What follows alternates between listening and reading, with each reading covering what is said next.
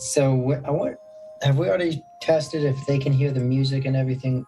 Well, yeah, I'm curious to see what they say. If Yeah. they hear an echo. I guess I could unmute. No, I'm confident they're not going to have an issue. But let me see. So, Phantom, as I'm talking, are you hearing the music? Are you hearing me? And then I'm going to shut up and let the players go. Let's go around. Each of you say hi. Let's start with Rory and go back to Vivi at the end since she's eating. Go ahead, Rory. Hello.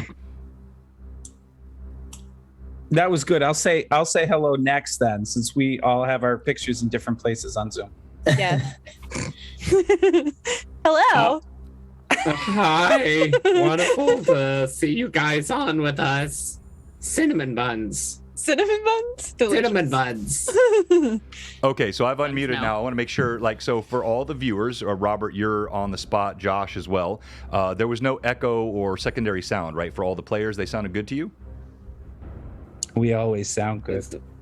Always.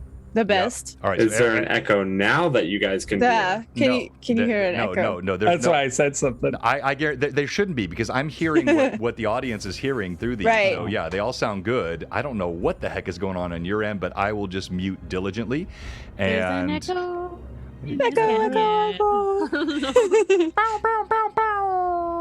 all right, so we'll start in just a minute. Stay tuned, friends. Blue Box Greyhawk Awakening, episode 55, the final chapter.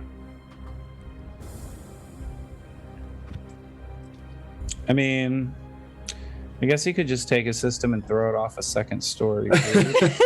You know what I honestly think it is? I'm pretty sure it's the Go glitter. fix it. Always. I blame Rory. I mean, blame flat out Rory blame Rory. as well. Sean's like, yes. I'll be right back. Oh, Robert, I sent mail out today. You'll be getting it soon.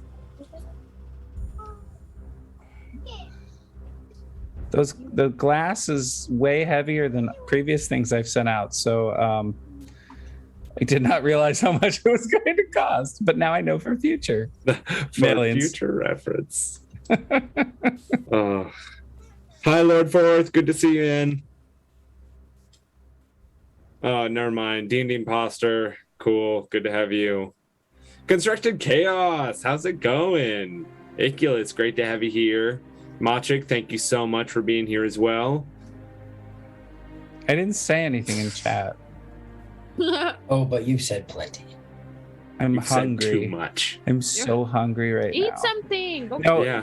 no, I had a choice to make. Do I get clothes ready for dress up, or do I eat dinner? Eat dinner. Look No. at me. I literally signed in like 5 No, no, minutes no, no. too because I had to. No. If I'm trying to eat pizza over this shirt, you know what happens? What? I have bad luck. Your pizza shirt. And then I have pizza shirt for the stream. So food will occur after stream today. Oh, that's so long. Evelyn looks I like she could rock know. the vampire work. She could. Look, not work. She's a babe. Hello, everyone. She's the babe. So huge thunderstorm system will be coming across right about 6:20. So let's see if we keep power in the area. Yeah, I came across here today. Oh, did it? Oh yeah. It's Manda's birthday today. Happy birthday, Manda. Yeah. Happy birthday, Merry Amanda. Christmas. You know what? Amanda did something pretty exciting, actually. I don't know if she wants to go ahead and pop off what she got today. But Oh, she did. Woo. A small mammal. Mhm. Yes, a huge thunderstorm, Mike Disney. I'm not happy about it. I mean, I'm happy. It's so awesome. Is it? Oh yeah. At least when we got it. I don't know when it gets to you, but It would just be the icing on the cake if, like, Terry then gets knocked off from It thunderstorms. Just like, Be about how it's going, huh? and don't worry, everyone will still get called Ren. Yeah. At least twice. Only call. My gets feet are muted. cold. Only call gets called Rin. That's Rin and call are interchangeable because of Terry's glorious hair. Except you called Brim like Rin like You called 32 Ren times all last the week. time. Which No, really you guys was just didn't a hear me. dagger. I said Brim. It just sounded like Rin. It was not. No. I mean, it's like Vivi and I just being called Millith after a while because we're Or Vivi and Evie. Oh, It's just, man. yeah, Vivi, Evie, Millie, Lilith. John, Yeah. you have 3 advantages from Pat draws. Outstanding. Pat Draws, my favorite. Thank you so much, my friend. It's a final episode and he wants to kill us. Hey, I let's see do how it. it is. Let's go out with a bang.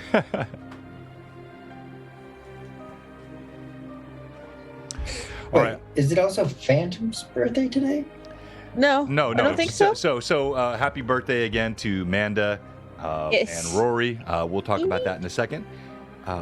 But let's go ahead and kick off live on video so people can see you. Actually, let's kick off our map because I want to do that for one final time for the GHA Book 1 crew, the Wayward Bolt, our sponsors, of course. All of them are beloved, but there is no greater creator in our community than Anna B. Meyer.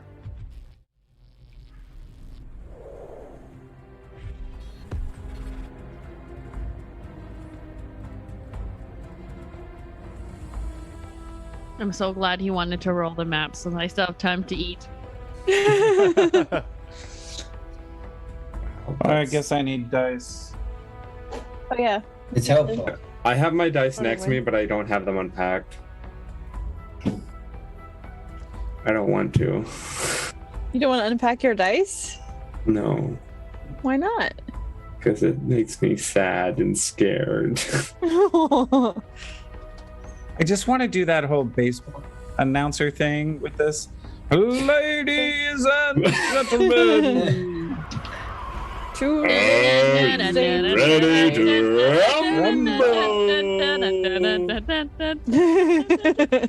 Oh Yeah. no, he muted himself. Yet I know. in the rewatch of the box. And everybody has theirs, right?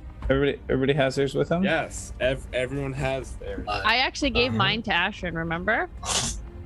And Millie died, so she doesn't have. Londra doesn't have a bolt. Well, It's the you bolt could just with Millie. Rin, but it's about chapter 1, dead. So, I can't put it on with my headphones on. That's it. Okay, but Let me find mine. we'll just. I gotta. Not chapter 1 dead. My Chapter 1 just headphones taking a nap. Chapter 1's dead. There we go. No. Man. Thought about wearing this guy because I finally found it. You finally found it? I wear Yeah. that. I wear mine like all the time. I People are like, legitimately "What does that lost mean?" it. Oh, really? Yeah, when you guys I guess Rory didn't get the memo. I legitimately lost it.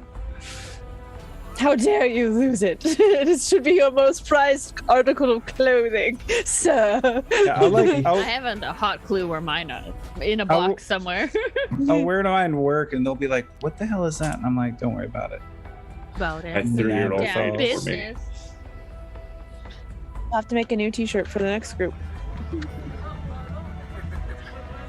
I'll wait a little Oh, bit before the somebody team said decides to kill people. Taco Tuesday. I'm so hungry. LA has made me appreciate tacos. Oh, there it goes. Taco Yeah. food so much more. Especially Taco when you food? find Sorry, the guys Mexican. pushing the carts. Love me Oh, some there's taco the- food. There's the thunder. Where's the Oh, lightning? No, it's the thunder. Thunder, Very thunder, lightning. thunder. Oh. I was Oh, like, and there's the text saying severe Mamma mia. thunderstorm warning. All right. All right, and welcome. Yeah, D&D Imposter just messaged me saying that she hopes that Brim dies. All right, hang on. No, here. that was So, nice of her. Hang on, let me go back to the starting screen for a second because I realized I didn't set up our views. I was so busy with the audio. So TPK has truly taken place. entertain the audience for a moment, if you would, please. We're very entertaining, You so are entertaining. no problem. The question, y'all, Mhm. you know, our Twitch just has the overlay for the characters. What? You know, on our Twitch channel, it has the overlay for our characters, right? Yeah. Are we supposed to be able to see that? Because I can't see that. I just get teased by it. What do you mean? I'm very confused. On the Twitch channel, I see a little pop-out that says D&D Beyond Interactive Overlay. Yeah. Did you add your character in there? Yeah, I can see Gimbal and Apparently Olish. Lilith isn't there, but I did mine. Brimstone, Rin, Alondra, and Gimbal. I did not do mine. You Yeah. kind of have to get your Or I cursor did- to the edge of the screen, the left edge of the screen, and I got the bar it. will pop out. And then you can Well, lock mine's on it. the right edge of the screen. But then when I click the big B, I can't see Oh, that. nice. See, I did mine, but I don't know why it's not showing up on there. That's how mine is. Just wondering. But speaking beast, just Thank you gifted very subs. much. Yes, speaking beast. Oh, Five. snap. Gift Give subs there. subs. Oh, I Speaking don't know. I beast, We should probably appreciate check that, to see if I made very mine much. public. And John is muted still. thank you very much. Evelyn, did you see the live action Cowboy Bebop? Yes, I'm so excited. Thank you very much, Speaking Beast. We appreciate those gift subs, and thank you everyone for joining. Already a great audience with us. Don't have time to go through all of the acknowledgments, but great to have all the fans with us tonight on a very special Greyhawk Awakening. This is session 55, the final chapter of the Wayward Bolt. And as we begin tonight, we're going to go through quickly some of our sponsors. We're going to talk about some upcoming events that we have coming, and then what happened last time. We're going to jump right into the action. So a couple things I want to mention. We have birthdays today. One of the birthday boys is Rory. Happy birthday, Rory. He is Happy birthday. 19 today. And so congratulations on your 19th birthday, Rory. Happy birthday to you. Also to Manda, Mystical Unicorn, who's a great fan of the show and always really supporting us. We appreciate you, Manda, and happy birthday to you. But also I want to mention those that are in our thoughts tonight. We think of Patrick Fraley. His wife, Penny, is better, but he's still struggling, trying to keep his oxygen levels high, struggling with COVID. So keep him in your thoughts and prayers. And then also Steve Bloodwild, who's out in California. Those massive wildfires are just 20 miles from his house. He was evacuated last week. I've not heard from him since Friday, and I think he's okay. So I don't want to alarm anyone, but neither Robert or I have had any communication with him since Friday. So just keep Steve in your thoughts. So both of those, the happy birthdays and the well wishes and prayers, go out to all of our friends.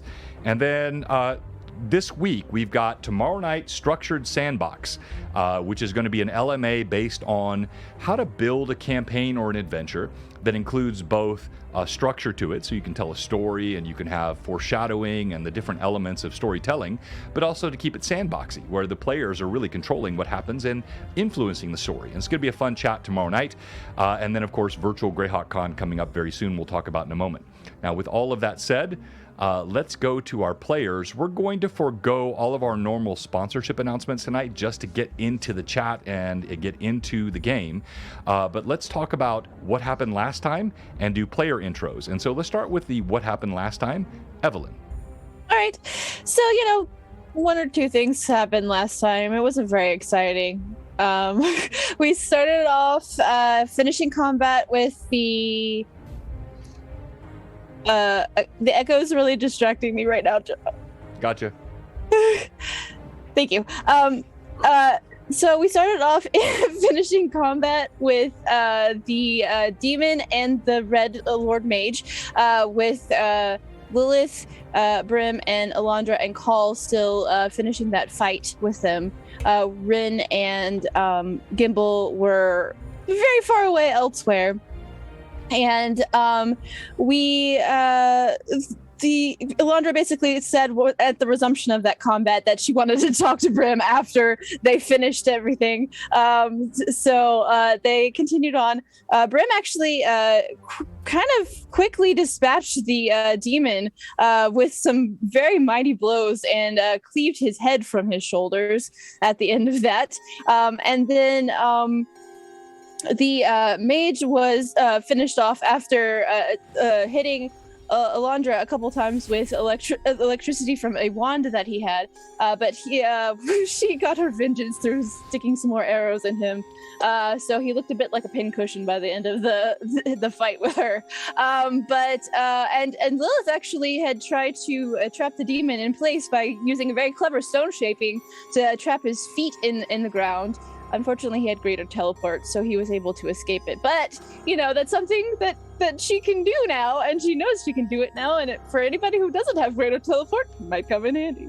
But yeah, so on the other side of the map, near Hamlet, Rin and Gimbal very quickly found themselves falling from the sky, which immediately led Gimbal to taking quite a bit of bludgeoning damage when he hit.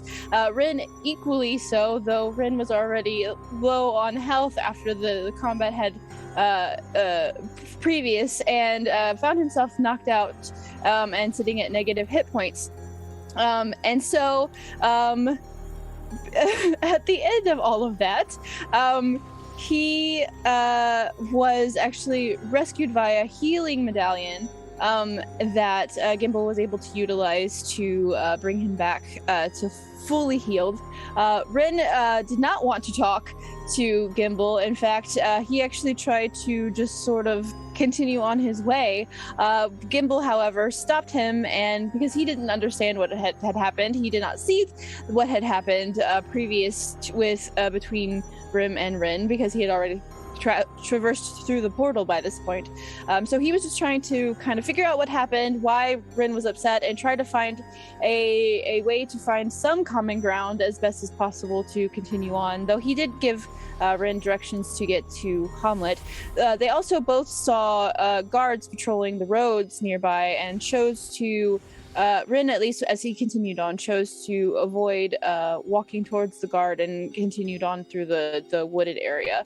Gimbal, however, dealing with frustration and just the overwhelming sense of everything that had been happening up to this point, he ended up punching a rock after throwing the bag of holding, and later on actually dumped out the bag and ended up having to put everything back in, and actually put his own things that he normally carries with him into the bag as well, just kind of locking it all the way into there. Coming back to the other group, at the end of the combat, Alondra basically tore Brim a new one. Basically letting him know that she didn't trust him anymore after what he had done to Rin, and kind of made a bit of a cheap shot about Millie to kind of drive the point home that she doesn't necessarily trust his leadership abilities.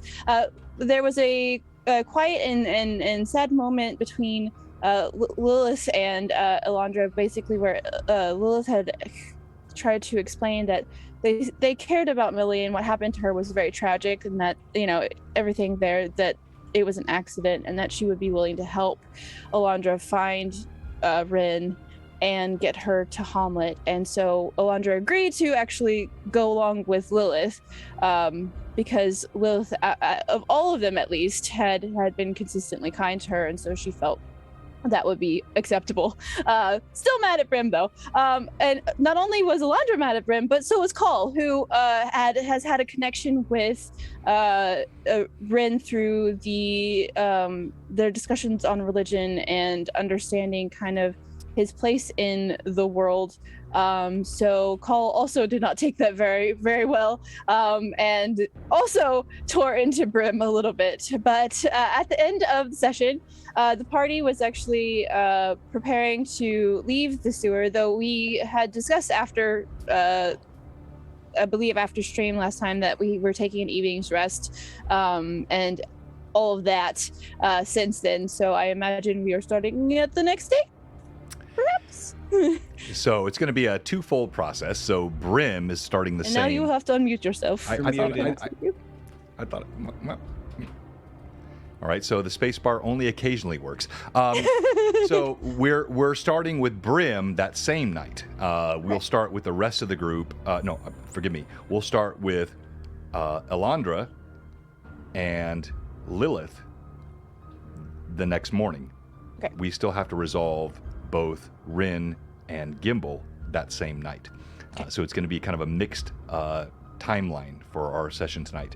Thank you everyone for joining us. Absolutely fantastic job. by Evelyn. As always, the recaps they're captivating, they're enthralling, and they are educational, and it helps everyone get caught up. Bravo, bravo, bravo. All right, so let's quickly go around. Let's do player introductions, and I think we have some level ups we have to resolve today as well, right? So if you leveled up, so we will not allow a level up yet for Brim, Rin, or Gimbal. But level ups, the rest has happened already for Lilith and for Yolanda. So not Yolanda, by the way, Rory. You did that again last week. It's not Yolanda. So don't don't jump on me for that. For if I get Rin or Brim, or Rin or it's Elandra. All right. So Elandra and did you level up, right? All right. So Yep. both of you roll your D10. All my other dice out of the way real quick. And remember your Constitution bonus. So For some reason, I couldn't find my D10. John, so you know, you've got me in the Brim 9. spot, and you've got Josh in the Rin spot. Got 9? Awesome. you think that was an accident, That's Terry? for good purpose. We're going to be switching roles, and we're going to have to see through each other's shoes. Woo! Yay! Of course you did. All right, well done. All right, go ahead, Vivi. Oh, I rolled a 9. Druids are D8, aren't they? Yeah, druids are D8. Oh, So you D8. roll an Oh, I 8. said D10. Yeah, I said 10 for her. No, you I'm got a sorry. 9. I should have been Well, clear. I got a 9. No, roll again. Oh, well, I got an 8, so there you go. Hey! Perfect. Nice. All right, so make sure you add your con bonus, and if you have a toughness feat or anything like that, that gets added to it as well. So that will all apply. For the rest of you, it is time. With no further ado, let's begin Greyhawk Awakening, session 55. One further ado, John. No, actually, I have 2 further ados. Give yours, and then I'll give mine. Okay, well, Pat Draws gave 1, 2, 3, 4, 5,000. 5,000, all to me. Yes, I saw that. No. So I just wanted to shout out Pat Draws for that. And Thank you, Pat Canadian Ancient Gamer also gifted subs. Yeah, no, thank you. Thank you, Pat Draws. Thank you, Ancient Gamer. By the way, I got a whole bunch of Lightning Source books again from Ancient Gamer today. The giving of this community blows my mind. I am so grateful to all of you, and we're going to return that tenfold to you as we invest in this stream and the stories and the characters and all that's coming. You're going to love these new characters coming out for book 2, and it's going to be a fun time here in the next several months. Now, my second ado. Let me switch to my emergency screen. I mentioned we have something coming up. Evelyn, what's happening in early October? Why, that will be Ritual Greyhawk Con, in fact. So who would be better to introduce Virtual Greyhawk Con than the announcer for the joust? And who was the announcer for the joust last year, which is not a joust this year, it's a gladiatorial combat. Who should do that? Why, I think that should be, they called me Tim. The ever mysterious Tim. And I'm going to click over here and let him in. Never know what you're getting here on Blue Box. I admitted him. Hopefully he didn't disappear right before I admit. There he is. There we go. It's Tim.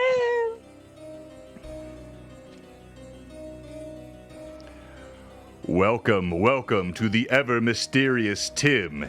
He who announces all things. He who is the joust, also the advertiser and the gladiatorial combat pioneer for this year's Virtual Greyhawk Con. I believe he has an announcement for all of us that he would like to share. Tim, you have the floor, sir. Thank you kindly. I appreciate it. I've noticed that I'm coming through a little dark. Hold on one second. Oh. Yes. I think that's better. It's my best side. I'm here to talk about, actually, not as Tim, but as Duncan Joustley. Former semi-pro jouster. And that's why I was so skilled for commentating on the last joust. However, I would like to talk to everyone about the Grand Melee in Altamira. This is a chance for people far and wide to take part, or at least the ones that Jay allows, that Lord Gazumba allows.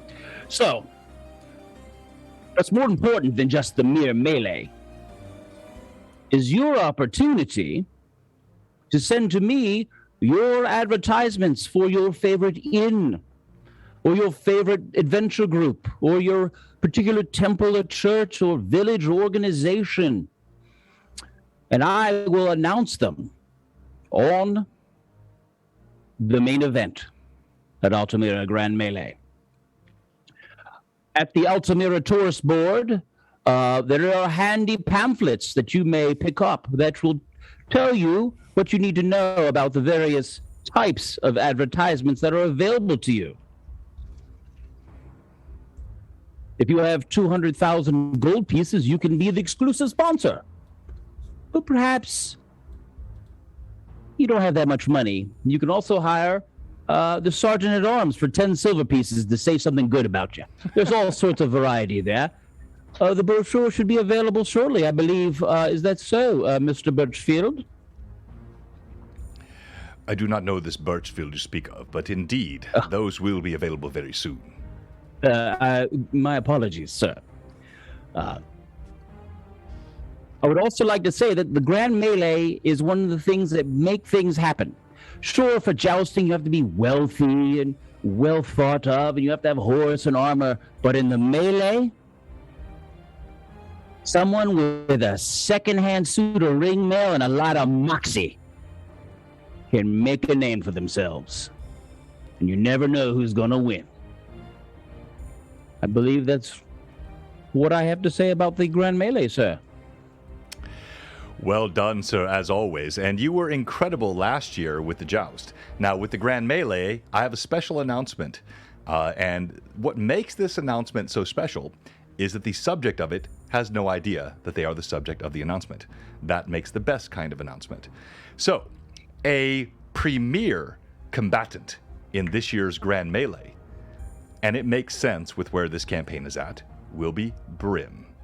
Brim will be in this year's Grand Melee. He had no idea. Congratulations, Josh. I don't care if you have vacation plans, if you're getting married, don't let anyone die a week or two before.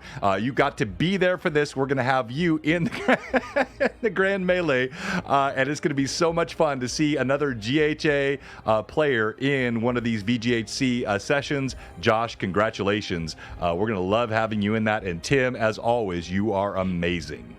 Well, I'm looking forward to the number of announcements that people will put in there, messages of encouragement or messages of challenge and scorn. Who knows? So to be clear, Tim, to be clear, Tim, if people want to have their streams, for example, or their businesses or anything else announced in the joust, how would they contact you? Would they do that through me, or what would you like to see happen for them to be able to advertise in the Grand Melee? Well, I will say that for the for the announcing, only things that are fantasy in the Flayness. So there's no, everything's fantasy. No, I'm not, no one, don't send me any gold pieces or anything. But, so if it's a fantasy group or fantasy thing, that's what I'm lying. If it's in the Flayness or if it's Greyhawk or if it's Greyhawkish, it's fine. They would send it to this weird address called email. Duncan.joustly at gmail.com. That would, Joustly is spelled joust with an L-E-Y. I'll be shocked if Evelyn does not have that in the chat within 10 seconds. That is her style. I'm sure she will. Indeed, sir. Oh, Josh already did it. Thank you very much, Josh. Well done, sir. All right.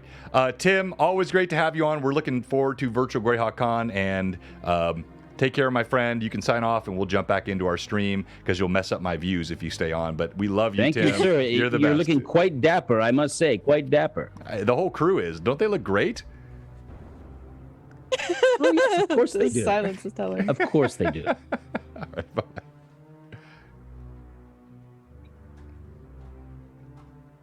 I was gonna laugh if Tim just stayed on. He was just like, Forever. nope, not leaving. All right, thank you, Such a everyone. power move. All right, let's go quickly through your player introductions and jump did. right into the game.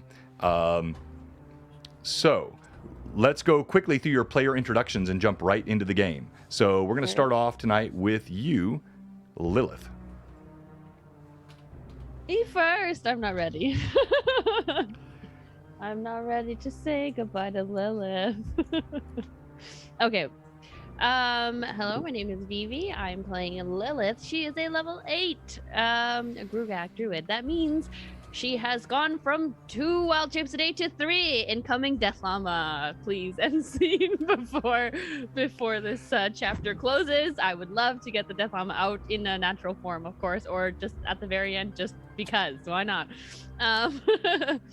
Lilith has, from the beginning, let's just go right from the beginning. Lilith is from the Vespi Forest, in the middle of the Vespi Forest. She had always been very sheltered, living a very sheltered life, and chose to leave her clan with no promises to return and explore an adventure. And along the way, she's met some awesome folks and made a lot of people uncomfortable with her personality, and very close for comfort self, and collecting oddities here and there. She's been awesome to play, one of my favorite characters so far. So it will be a sad goodbye, but I'll I guess we'll just go for now. Hope she comes back soon. Well, look, I want to say you posted this in our Discord today, but There he goes. yeah, you posted this in our Discord today. But your attachment to Lily, to Lilith rather, the way you've played her, it has been incredible, and we've seen you grow as a role player. Early on, you were a bit shy, a bit hesitant, and then you have just embraced the role-playing character as you've gone. And for you to say that this is the character you're most connected with in all of your role-playing, that just means a lot to us here at Blue Box. So thank you so much, and let's go to Gimbal. Yeah, so I play Gimbal, and he is a level 7, pending level 8 wizard, illusionist, gnome from the Cron Hills originally, left the Cron Hills kind of to explore, kind of figure out a few things about himself, met this amazing group, and is kind of in a transition of going full circle tentatively, or at least anticipates going back there with the warning from Halia and from her death, are now conflicted about what that warning meant about loved ones, friends, family, other confusion, anger, and exhaustion. Well said, Gimbal. And I think the scene with you, which was we're gonna pick up tonight on the rocks, was incredible last week. So well played. Let's go to Rin. Yes, I'm Terry, and I play Rin Autumncrest, a level 5, soon to be level 6 as soon as he can rest, half-elf cleric from Fishtown through Hardby, and now in parts unknown, a collector of vegetation and herbs and mushrooms and all sorts of good things, and a healer of this wonderful group. Brim.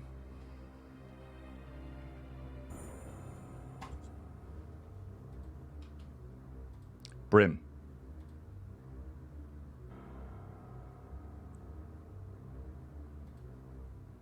Brim. It's you, Josh. Brim. Okay. Oh, I couldn't hear John. All right. Hi, I'm Joshua Blake. I'm of NPC Voices. I play Brimstone. Brimstone is a tall teddy bear that has, through his journey, become hardened, and very much the grand changes from the way he used to act to now. He's become very, very different in his thought process and even his physique, just the way he stands and the way he acts around new people. He's a completely new ogre. He's the nearest and dearest of all of my characters to me. And I'm going to be really sad to say goodbye to him for now. But he's an 8th level now, fighter. Well, once he rests and hopefully doesn't die, 8th level fighter, standing at 7'6" or a little bit more because he hasn't been measured. And he loves milk. And he loves sharing food and milk with his friends and loved ones. Alondra. All right. Hello, everyone. I'm Alondra Tavain. I am a half-elven Beastmaster Ranger of the 6th level. I travel around with the goodest boy, Phineas. He is my wolf companion, and he is both ferocious and a little bit cuddly to the right people, if you like. Yeah. He is both deceptively silly at times, but yes. Alondra is a newer member of this group and trying to find connections with these folks. She previously knew Rin a little bit just because they share a friend. But this whole dynamic is a very new thing for her. And after the situation during the fight with Halia, the relationship got a little fractured there, and we'll see how that goes for today. And perhaps it might be mended by the time we return to these characters, but who knows? Who knows, exactly. And did I do Rin already? I'm sorry, Rin, did I miss you? Yeah, I did. So we're all good? Everyone went? All right. Here we go. We begin the session tonight. Thank you for all of our viewers. We're all a bit angsty and nervous, but it's going to be a fun night tonight. And we're going to start with you, Gimbal. We have a split party, split 3 ways, actually 4 ways for the moment, but they'll be rejoining at least one of those factions in a moment. Gimbal, you are in the forested area outside of Hamlet, an area you're very familiar with, and it's, your knuckles are bloody. You stand above this rock, outcroppings around you, the chill of the wind. You shiver against the cold here at this time of year. Your bloody knuckles drip on pale stone. You sense a sense of longing and foreboding. You have lost dear friends. You have paid a heavy price, a price that you're not certain you understand why you have paid. But you have paid it nonetheless. The accusations of erstwhile comrades ring in your ears. Rin's footsteps echo in the distance and fade off into the forest. But you still hear the bawdy shouts and songs of the Red Lords that move up and down the road between Hamlet and the Moat House. You are alone. You stand amongst this outcropping. Hang on here. Change this real quick. Nope.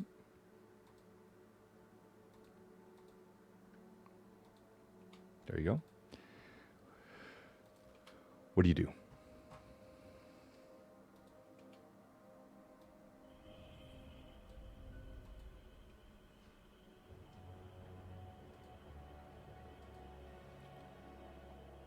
That's you, Gimbal.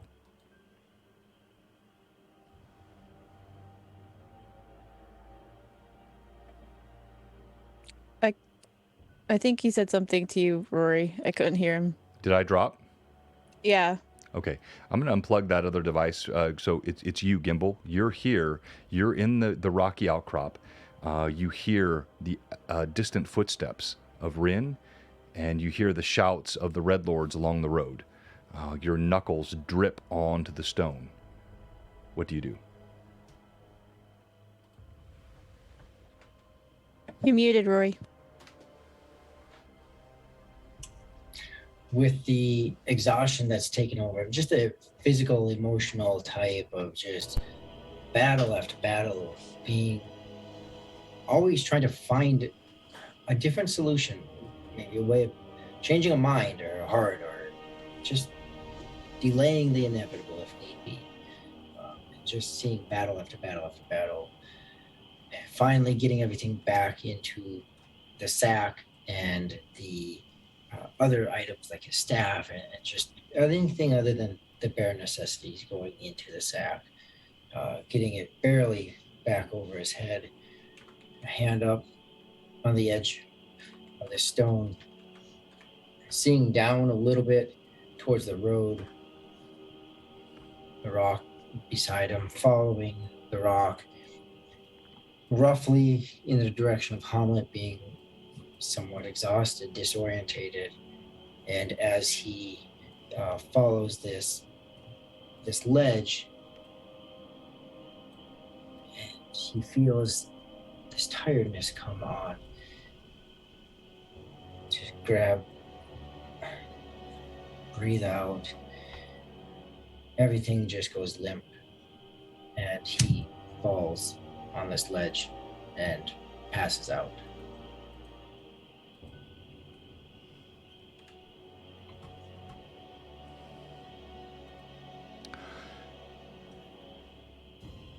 As you pass out, you slump against the cold stone. You shiver, still holding that bag, which contents you had emptied out on the stone, and now are once again inside the bag.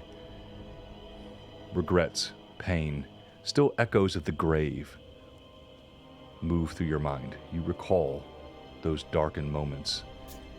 And as you slowly fall into a fitful and painful slumber, knowing that there is a darkness and a rift in the Wayward bolt, you fall asleep. Rin, you walk through this same forest, now just a few hundred yards away from Gimbal. You also hear the same shouts and the same bawdy songs. You smell the scent of smoke in the air. As you wander through this unfamiliar forest, and the shouts of the soldiers, perhaps a quarter mile away or so, as you try to gauge it by your ear, and the winter trees, they offer little shelter, their leaves mostly gone, this forest bereft of most of its foliage and cover, but still giving you some little bit of hiding as you move through it. And yet even they seem to shiver against the cold as much as you are. The light of the moon hovers on the distant horizon, and as you look at it, you can tell it's probably an hour or perhaps a bit more from dawn. But the bitter sun's ebb wind gnaws at your flesh, and the scent of smoke tickles your nose.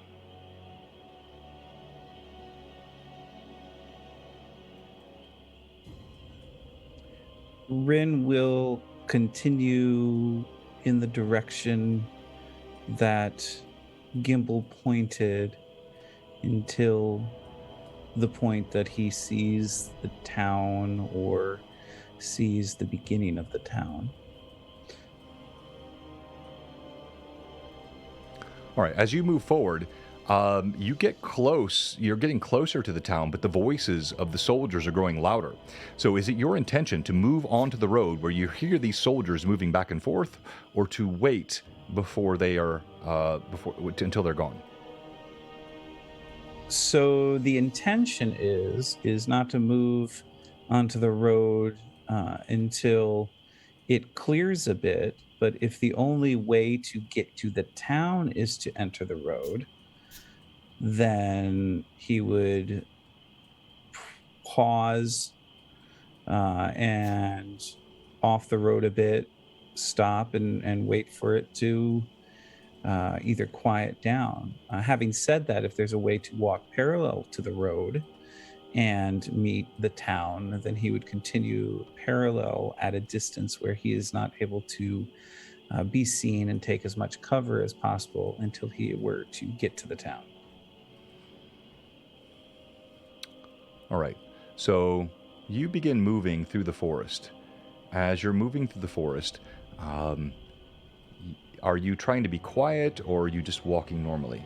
No, I'm attempting to be quiet as I don't know the area. I don't know the people of the area, but Gimbal knew Hamlet, and he said was in this direction. So I would continue in that direction. As you continue in that direction, yes, you do see, in fact, the road is just ahead. You can see it there, about 200 yards. There are soldiers moving, but the scent of smoke grows stronger. And it seems like the flow of travel for the soldiers is moving more toward the moat house, not toward Hamlet. And we're going to stop there for you.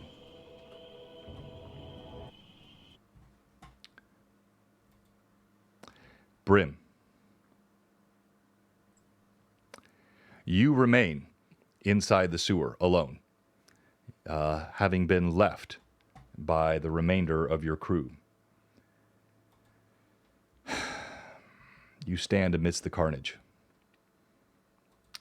You hear the sound of the drip, drip, drip of the sewer.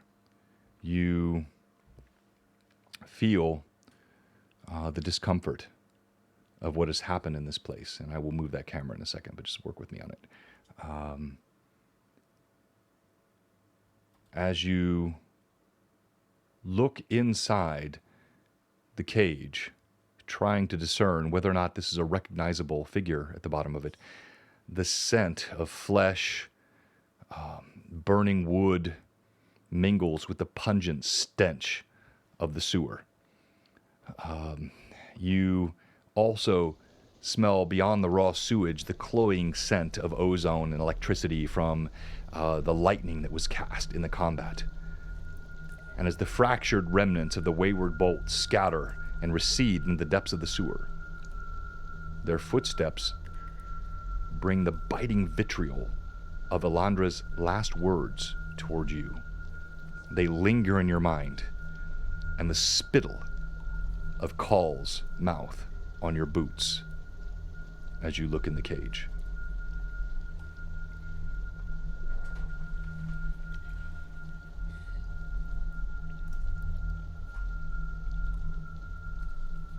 Brim will have, because I thought Call spat in his direction, but if it was on his boots, Brim would have waited for them to leave, had the whole interaction with Lilith, and then leaned down with his thumb, wiped off the spit, and flung it to the side. And then he looks at the cage.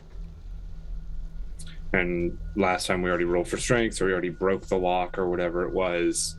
And you said I saw the figure inside moving, correct? That's correct. So he did spit in your direction, but some of the spittle hit your boots, and it was on Gotcha. it. As you look down, you did snap that lock like a child's toy, and it tinkled to the ground, metal upon the wet stone at your feet. As you look inside, you see this crumpled form of this small girl, and you wonder, is she familiar? No. No, she's not, but clearly, she has suffered. Her form is waif-like. Her threadbare nightgown proffers no warmth in this cold, chilled, damp environment, and her slight and trembling form shivers in front of you. Before I reach out my hand, I take a deep breath, smelling, not trusting this visage that I see in front of me.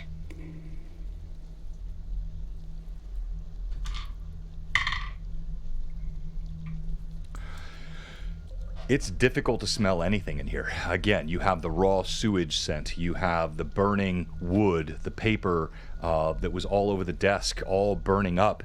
The receding scent of ozone from the electricity. The cloying scent of the paling that was slain still lingers, even though his body has dissipated as the other one did. But you sense nothing, you smell nothing odd about this young lady beyond her horrible condition. Brim will bend down on one knee and not really reaching towards her. Just will try and... Excuse me. Hello. Staying outside of the cage.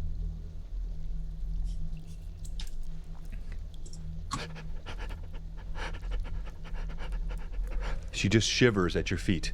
Black hair damp, wet against her face, clinging to it. And roll D20, please, Brim.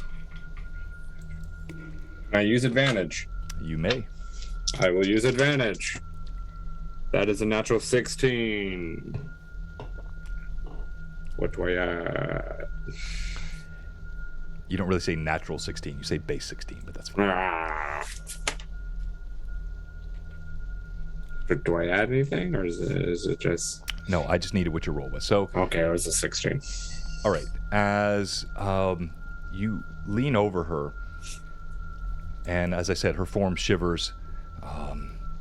She is sweating despite the chill inside this sewer and the bubbling scent of sewage all around. But you see, out of the corner of your eye, there is movement from Halia's corpse. He'll look over. I'll be right back. And he'll stand up, pulling his blade back next to him, running towards that corpse. If I see squeaks, if I see anything, I'm swinging with brutal force. All right, I see Vivi's hand up. Go ahead, Vivi. I'm just using the hand up as to a reminder if you're not muted so that it doesn't echo. I'm just trying to do that because it's less distracting for everybody. That is fantastic. Thank you so much. Okay.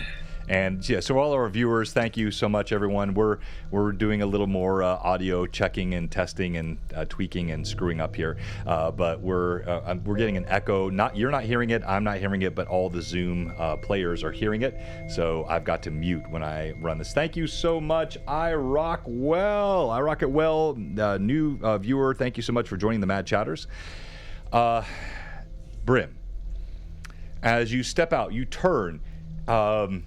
Pulling away, and there's no recognition from this young lady. She is absolutely unconscious. She is out cold. But as you look up, you see twinkling amber lights that flash along Halia's corpse. The surface of her form gradually dissipates. And her body disappears. Is anything left behind?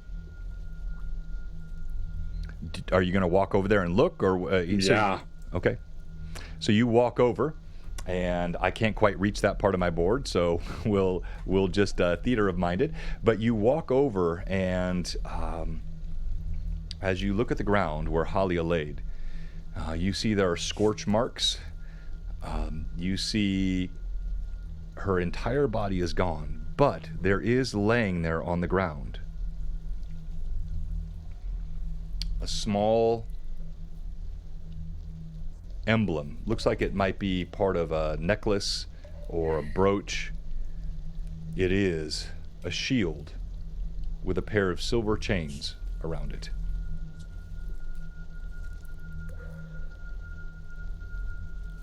He'll scoop it up, toss in his side bag, turn back around to the girl, having just put his sword away.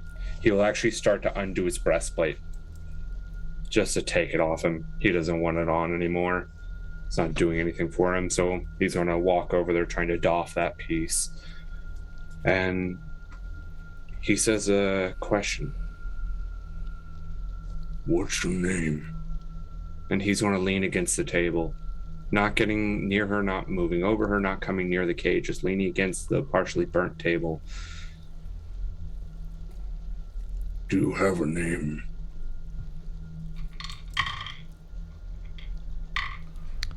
She remains unconscious. Brim will see that and nod, leaving the door open. Will turn back around, saying, having seen the Iron Maiden, having blood from it, and he will move over to the Iron Maiden and will unlock that or try and open it. Brim, as you move toward the Iron Maiden, your footsteps echo.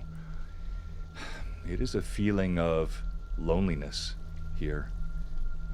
You are keenly aware that you have been abandoned by the rest of the Wayward Bolt. But as you move toward the Iron Maiden, you grab hold of it. It is closed but not locked. And as you pull on the edge of the Iron Maiden, there is a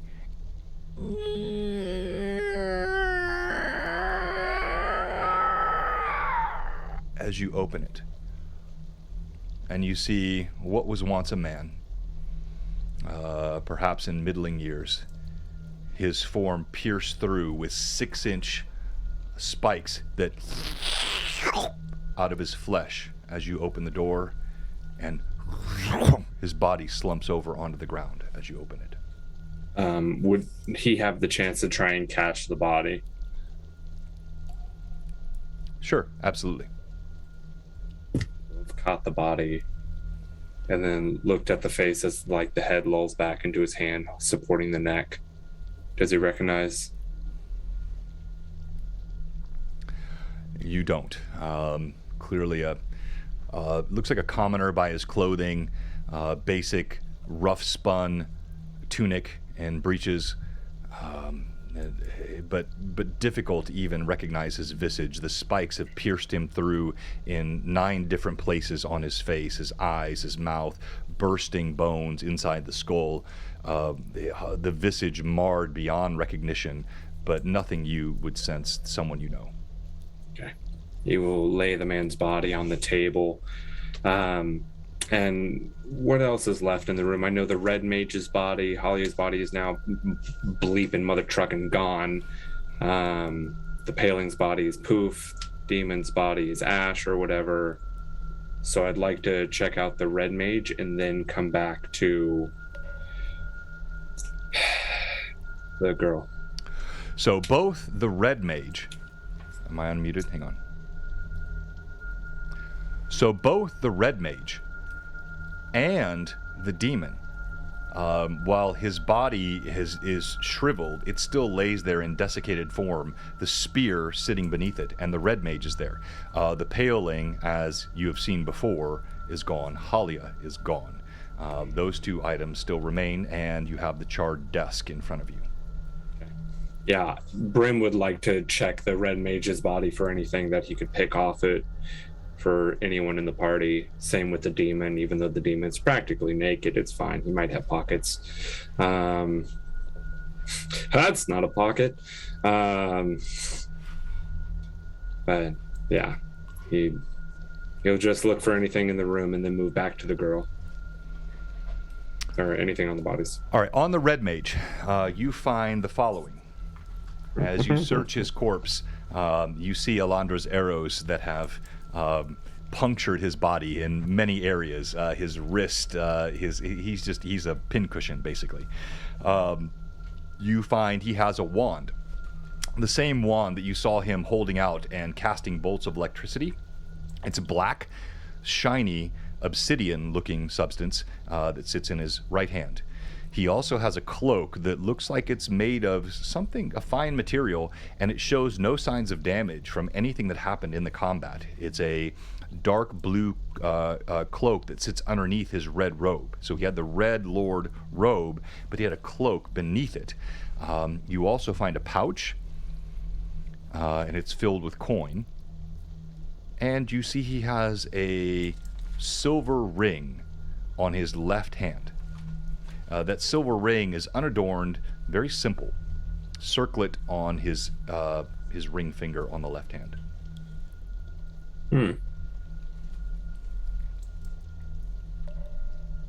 Okay.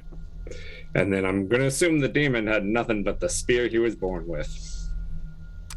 You do see the spear is still there. It's long, it's wicked edged, and His desiccated body appears some substance has gone, but you still see the skin of the demon remains. The shriveled hands wrapped around the haft of this long spear with jagged blade. Okay. Brim will take everything he's found on the red mage, including that blue cloak, including the red cloak, and will be shoving it in his pack. He will then take... he will move over to the defecated body of the demon, and he will take the spear from him and just kind of put that in the pack as well. I'll look around the room, seeing nothing but the ashes of the table, and like, okay. Did you say defecated? I don't know what you're talking about, John. And Brim will move over to the girl and will slowly move in and like wrap his metal of his like forearm on the cell to see if he can wake her up. And if that doesn't work, he will just try picking her up. You wrap your knuckles on the cell. There is no sign of consciousness from her.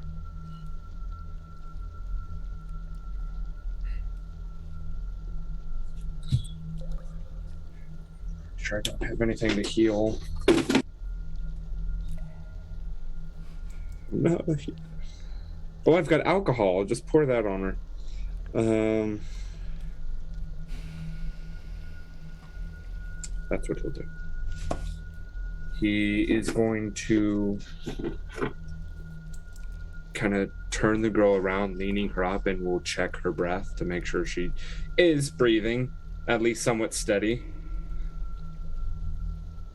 And he'll also sling his pack next to himself and reach into a special back pocket that he's going to unbutton and reach in and feel the comfortable feeling, the soft touch of fur, as he's going to pull out the small white teddy bear and put it right on her chest once he's sure that she's alive. She is certainly alive, and as you pick up her form, you feel the slow beat of her heart. As you hold her close and you place the teddy bear in her arms, there is a bit of a stirring. Her eyes flash open, deep green eyes, frightened. She struggles against your grip. He will let go, making sure not to like drop her against, like he was just leaning her up, and so he's going to lightly place her back and just step out of the cell, leaning against the table. What? Oh. She looks at you. She sees this massive form looming over her, teeth jutting up from beneath, beneath your mouth, and she scrabbles back to the back of the cage, placing her back against it. Please, no more.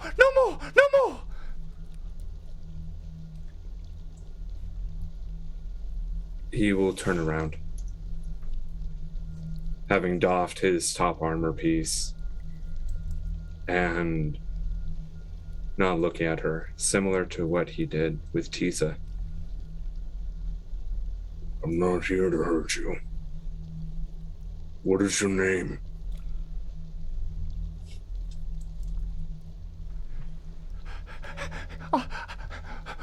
Where are they? Are they gone? The bloodless one, the cruel woman. Where are they? They did things to me. They were awful. Dead. They're dead. They're gone. No. And he's going to like look back a little bit, kind of corner glance. What is your name? She looks at you warily, steadying herself.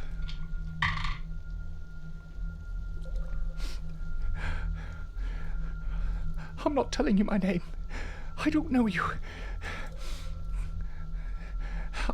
I want to be out of here. Will you leave me alone, please? Leave me alone. Would you like to get out of here?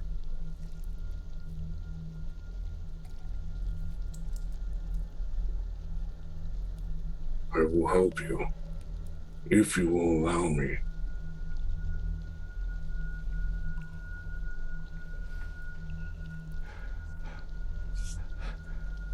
She looks around. Roll diplomacy, please.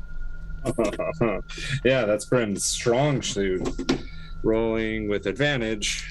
Come on, baby, please. Okay, 17. I'm pretty sure he has a negative on diplomacy. Where are you, stupid piece of poop?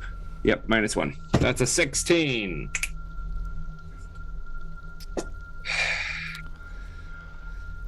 She hesitantly walks out of the cage. She has not let go of what you put in her arms.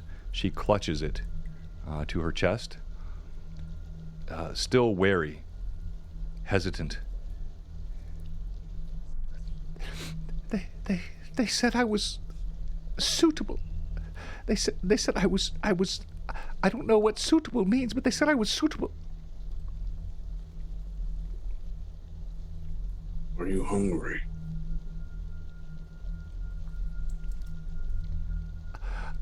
I'm just tired. My parents, they killed them. And they brought. There were many of us here, one by one. They went to, and she kind of casts a furtive glance at the rack in the corner, at the Iron Maiden. Clearly she has seen things, and she has no appetite at all.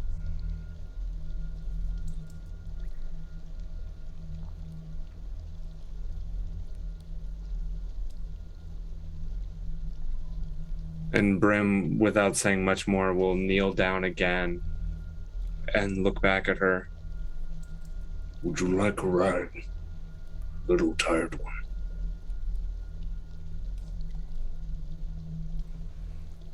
As he will kind of hold his hands back.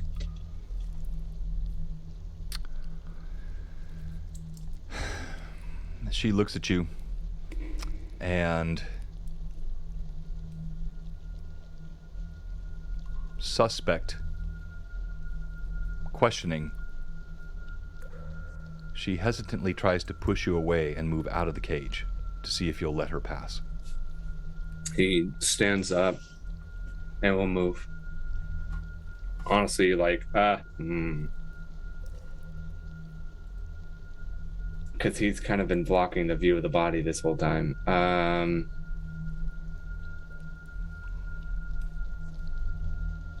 Yeah, he's going to turn around, nod back to her, and will stand up and then put one arm underneath the legs of the corpse and actually I could probably scoop him up in one arm. Just scoop up the body in one arm. You mean the body that fell out of the Iron Maiden, correct? Yeah, okay. That I put on the table. All right. As you do this, she moves past you and she walks over to the burnt desk. And she says, "Always they had books, they had notes they wrote, they had every time they pushed someone through the portal, every time they put someone on the rack or in." And she won't even speak the word as she looks at the Iron Maiden. And she starts rifling through the ash and bits of paper on the desk. He will move to the other side of the desk away from her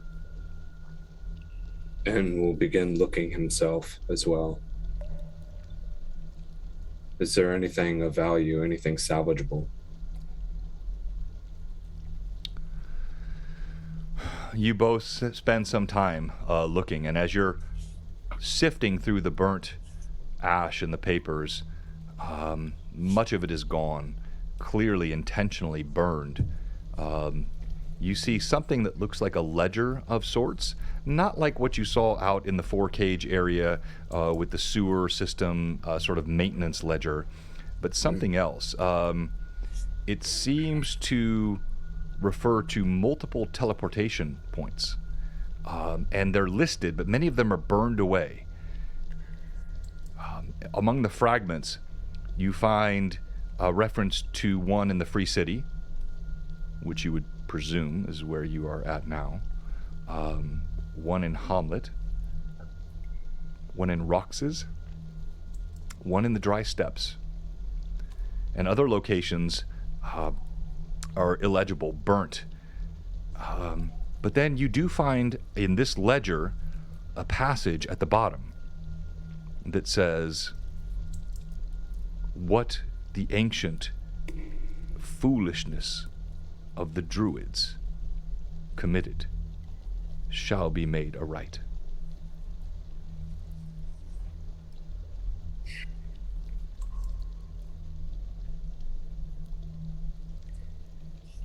Brim will try and wrap some of his leather around that. He'll pull one of his pieces of leather out and we'll wrap that around the book, whatever's left of it, and we'll put that in his pack. Also, I would have liked to have pulled his pack off as he was walking by the girl. If you need to sit while they're sifting through the different documents.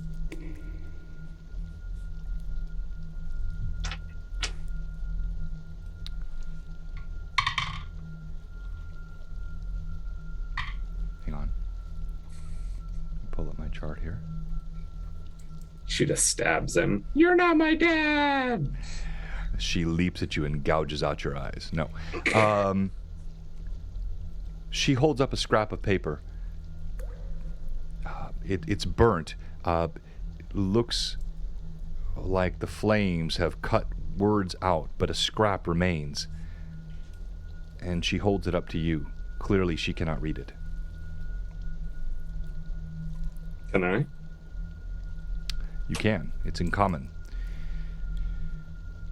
It appears to be strange, almost like scripture, like prophecy. It says that the child taken before her time, and then the page is burnt,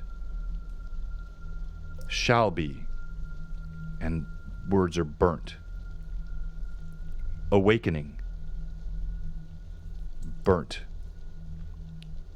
The, burnt. Night rises to aid the failing of her son's son.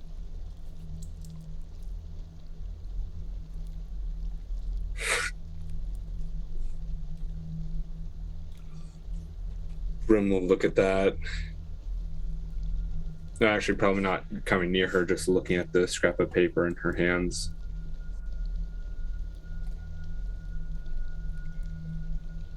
Would you allow me to put that in the book as well?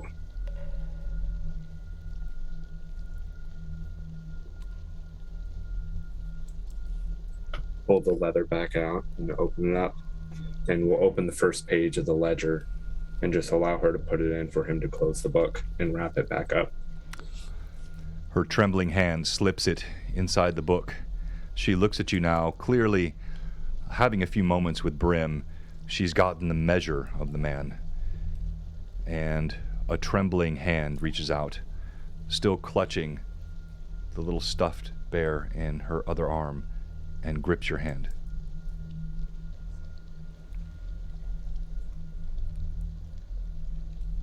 He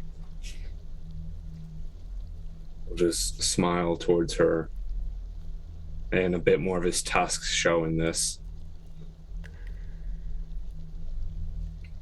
Are you ready to leave, little one?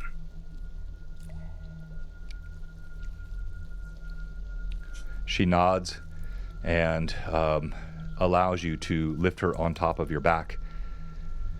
And you feel her hands trembling, her skin cold against your flesh. She speaks not another word, but clings to your neck. Before he stands fully up, he will, remembering something his papa used to do for him, making little stories, something to take his mind off of things. It'd be like, Now you have your faithful friend. as he will look at the bear, and then will look at her with a smile. Would you like a magic talisman to keep you safe. And as long as you hold it, you will be protected. She looks confused, but she grips your neck tighter with her left arm, still holding the stuffed animal with her other arm. What do you mean? Brim will reach around his neck. Pull off the Wayward bolt stone. And will hold it up to her. This is very special. It was made with a lot of love.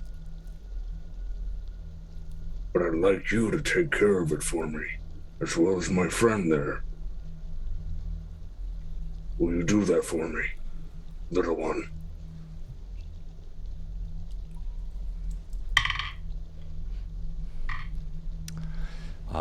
Clearly not comprehending, but still increasingly trusting of Brim. She ducks her head and allows you to slip the necklace over her neck.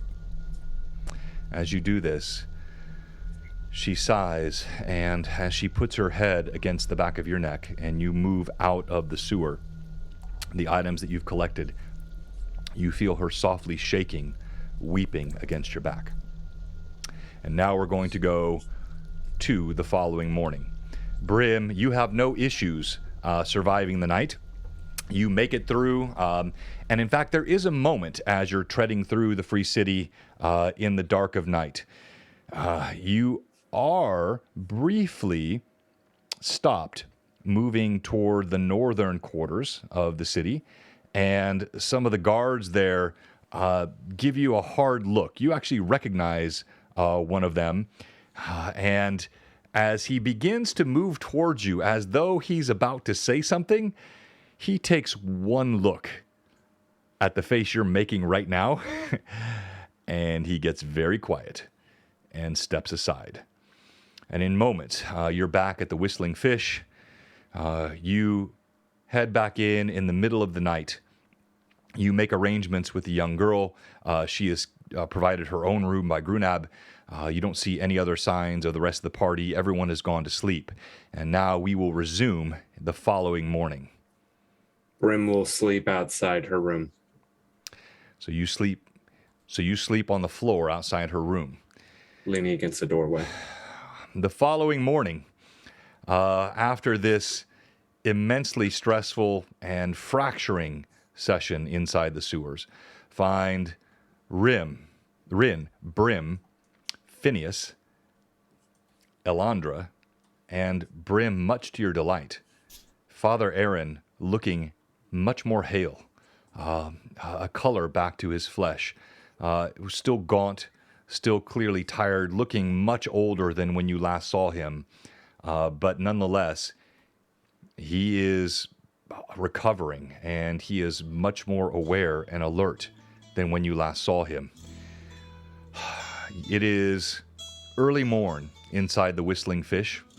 There are a handful of patrons enjoying the fresh-baked biscuits, grilled ham, and a little bit of morning ale, which is always to suit the palate. And you see Phineas roaming the floor. As you walk in, Phineas gives you no kind look. You hear a deep, low growl in his throat, and he moves closer to Elandra. You see Call also just shooting a glare at you. The little girl remains asleep upstairs in her room, clearly needing more rest. And you are all inside now. The Whistling Fish about the table. You see Lilith, Elandra, Brim, Father Aaron, Call, and Phineas.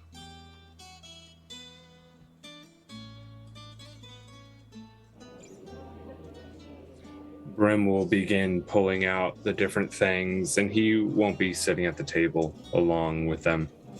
He'll walk up, bow, and he will pull his pack forward and pull out the different items that he found, starting with the wand.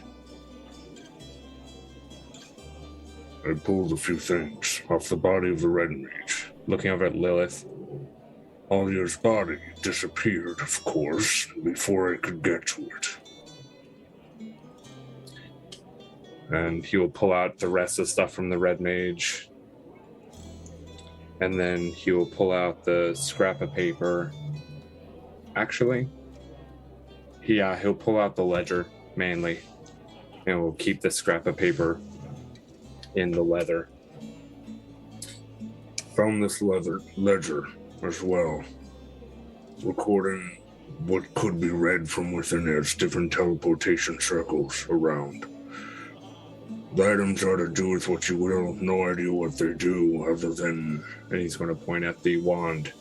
as we saw with you, As he's going to nod towards Alondra, not meeting her gaze. it shoots lightning. That's all I have. There's a little girl upstairs that was in the cage.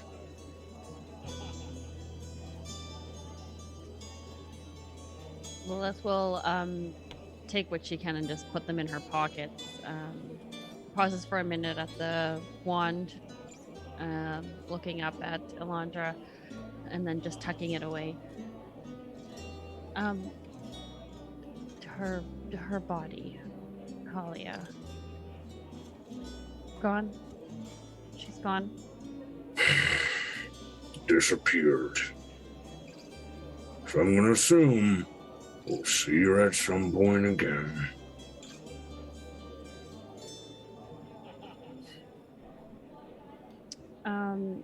Lilith will just kind of move to pull Brim to the side a little bit. Just grabbing his wrist like she normally does and just kind of tugging him away from the table a little bit. Not too far off. Like, obviously close enough if she knows that Alondra doesn't trust Brim, so she's not going to pull him away too far, like enough for her to listen if she does want to listen. She understands the fragility of their relationship right now. And so that's going to be Alondra's choice. So you move away a few feet, as you can see here if you're looking at Twitch. I'm not making you guys join with Tailspire. I'm just going to use this for almost like a table for minis now. And we're going to be moving back and forth between the physical table and the virtual terrain, which we love to do here at Blue Box.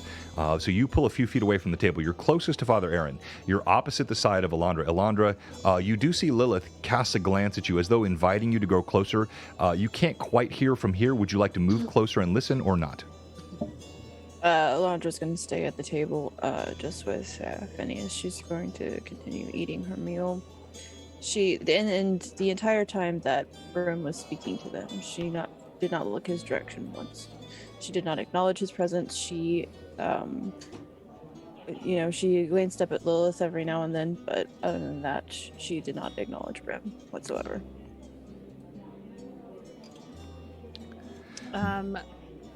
What? No, go ahead. Lilith will look to Brim, holding both of his hands and just looking up, meeting his gaze, if he will meet hers. I was a little worried, to be honest, that you weren't going to come back, but I'm glad you did. It's tempting not to, but I keep my promises. So, the things I gave you? I threw them out. Of course I didn't. I have them. Okay. And she reaches her hand out for the items that she gave you. He'll hand them back to her. So for the sake of our audience, please recount those items because they will not remember, obviously. Oh, yeah, of course. Those items. Millie's flask. Millie's flask. Yeah, so it's Millie's flask. It's a little bit of Gimbal's rock and, Gimbal's walk. Walk. This is what he's cooking in. As well as Shorewind's family coin. All right. All right, so this is a good time for me because a little bit of a break in the tension. We have 3 giveaways tonight in celebration of our final GHA Book 1. The first is this. It's a signed copy of the Orth Journal, Orth Journal number 34, which features the article that I wrote on Thrycreen. So it's got Christoph's signature. Christoph is the publisher of Greyhawk, or of the Orth Journal, and also runs Greyhawk Online, and a good friend of mine. And then also I will sign this, and there's really cool artwork inside here. So this whole exploration of the dry steppes, this article was written by me, and this signed copy of the Orth Journal, both by Christoph and I, will be one of the giveaways tonight. The second giveaway we'll have tonight will be Ferox Fabrications. Darren, one of our very, very favorite sponsors. He is amazing, and we have one of these mini holders for painting, custom blue box. Look at that. Isn't that awesome? Blue box mini holder. You got several magnetic clips that go with it, and you can do all of your painting on these guys. And he's got new ones. If you're not following him on Instagram, you should be. He's got the most amazing stuff. Darren is a great, great guy and produces all kinds of cool content for the community. And then also tonight, we're giving away, this is the last one of these I have, the color overgored signed print by Mike Disney, and there is nothing hotter right now in D&D than the overgored. I'm seeing it all over Instagram. Everybody's got their Reaper set, and they're painting overgourds. Mike painted an overgourd that you're going to see premiering here on Blue Box in a couple of weeks. So all those giveaways are coming, and we'll set all that up after the break in just a few moments. Back to the players.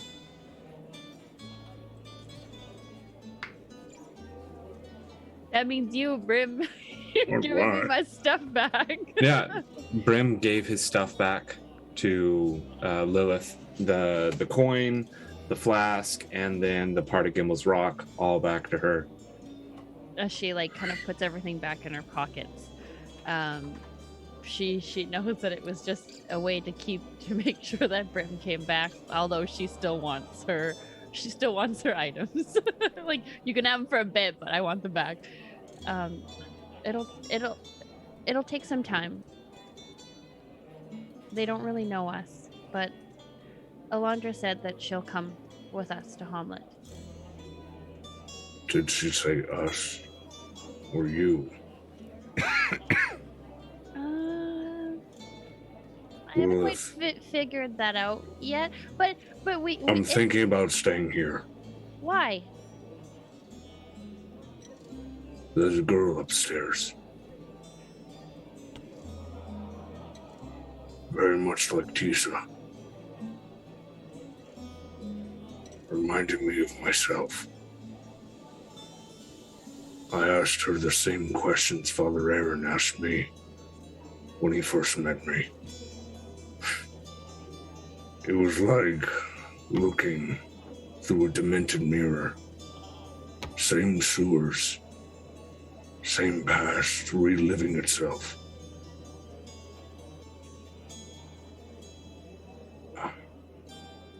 Where things are right now, I'm no longer the head, no longer the leader. Then he says a word in giant. No longer anything. Definitely not the heart of this group. And he'll lean down and put his head against Lilith's head. I still care about you. And Gimbal.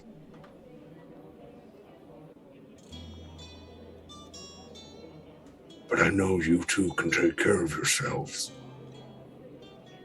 And there's something about this girl that I feel I need to take care of myself.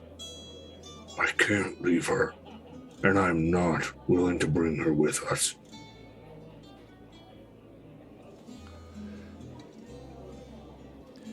You hear a voice. Frail. Father Aaron turns. He was quite close to you. You can see him here on the screen. And he steps onto the platform.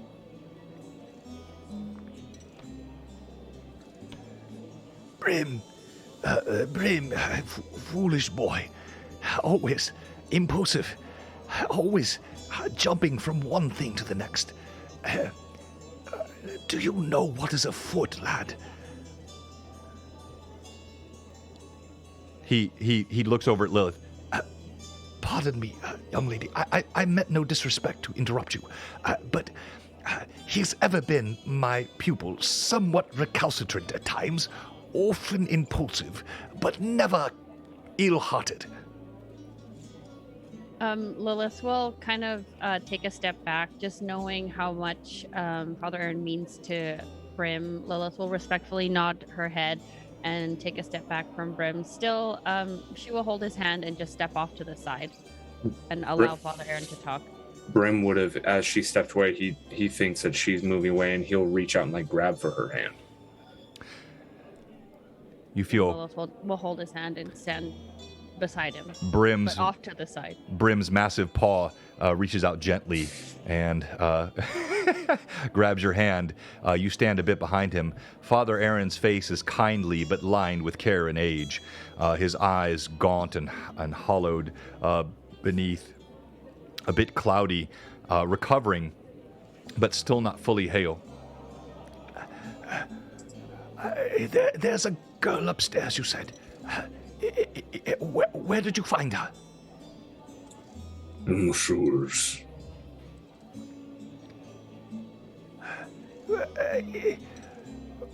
What was down there, Brim? What did you find?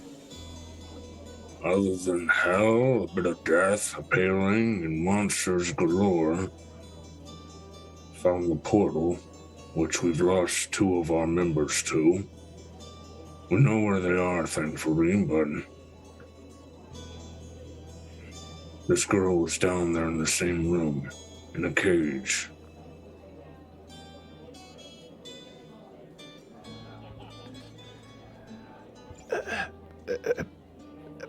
Brim, I'm troubled for you, son. You have done great things and aided me, but we meddle with deep and trying things here, and I see you are already missing companions. Where is the little one and the priest? Through the portal. They're in Hamlet, or at least near it. Hopefully. His eyes go wide, his brows raise. But why? Why would they have gone through the portal? What? I don't understand. Gimbal, the little one, had jumped through. Alia, the dark one, having been killed.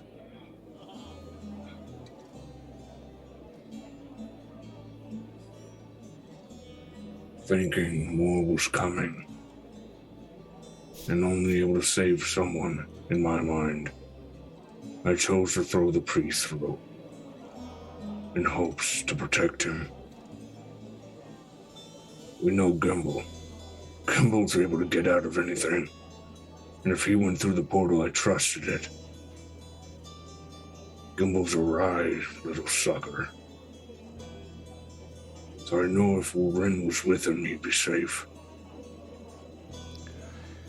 There's a bit of a smile and a twinkle in his eye as you mentioned Gimbal.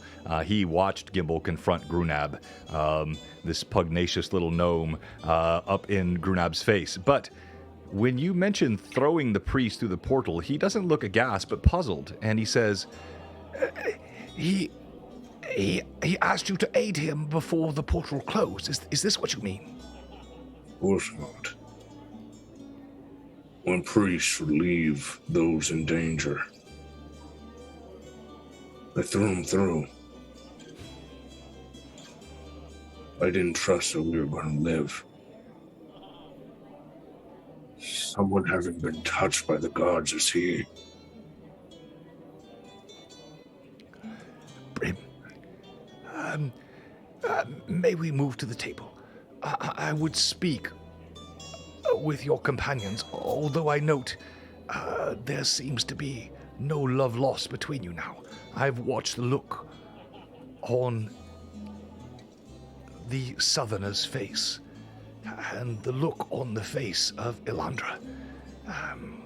They seem disabused of any sort of affection toward you, but I have words that all should hear.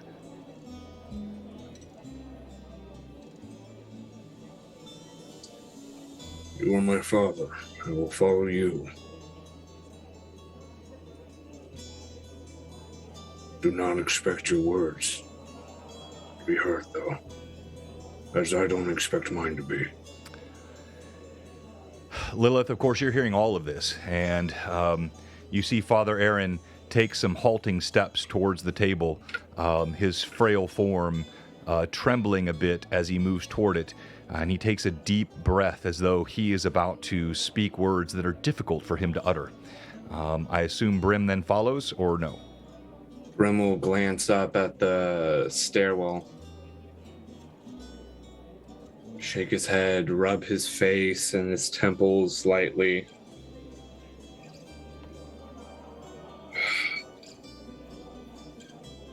He'll look over at Lilith and will almost like shake her hand off a bit. She will not allow it. If actually she will, no, go ahead. You can try to throw it. You want to catch it? No. Death llama. Death llama. Lilith will, instead, as she feels like Brim tried to shake off her hand, she'll hold his hand tighter and reach her other hand around and grab and hold onto his wrist as well. So she's holding hand in hand, and then her other hand reaches around to grab his wrist, and she almost kind of like pulls him as much as she can. She's not very strong, but she will pull him towards the table. Brim will say, she'll look at him with a stern look, like, that's your father, Aaron. Like, we gotta go. Brim in a low voice will just look at her. You remember 3 trees. It might be best not to be seen with me for now. I want you to have comrades by the end of this. And you are my comrade. I was with you before and after 3 trees. Nothing has changed. I know you didn't choose to be a leader, and I did it mostly to poke fun. And I know how heavy the leadership role was going to take on you, and you took it, even though you didn't want to.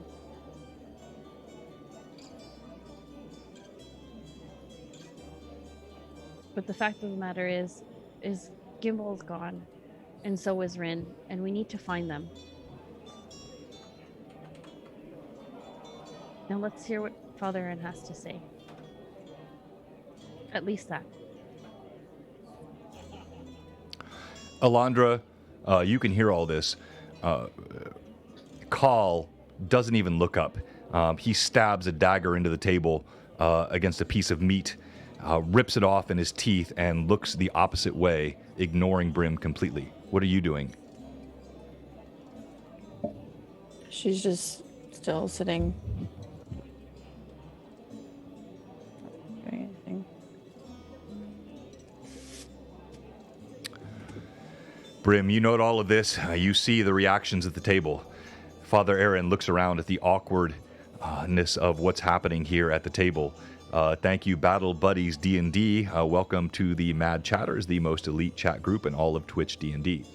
And he opens his mouth, Father Aaron does, and says, I think I can help you, but I must tell you the things that I have seen and heard. There are dark tidings across the Flanness. Something, my lad, is growing. I don't know what the ill is between you and your friends, but it is petty and trifling compared to what faces us. I must tell you. And that's where we'll go to break. All right, so as we go to break, and I don't know how long we're going tonight. It won't be too terribly long, but it's not a short night. In fact, Vivi has no short night until September 23rd, I think she said. Huzzah! So we've got some fun nights coming up here in the future, but we have 3 giveaways that we're going to do, and the first one's going to come right after the break. The first one is this signed Orth journal, signed by both Christoph, the editor of Orth Journal, and the creator of Greyhawk Online, or the curator of Greyhawk Online, and also will be signed by me. And this includes the article, as I mentioned a moment ago, on the Thrycreen. Thrycreen are from what world, Terry? Yes. All right. Someone besides Evelyn, what are Thrycreen from?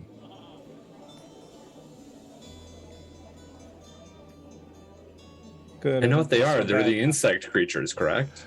They are correct, and they do appear in the dry steppes or certain lore of the Flyness, but they were really part of what second edition.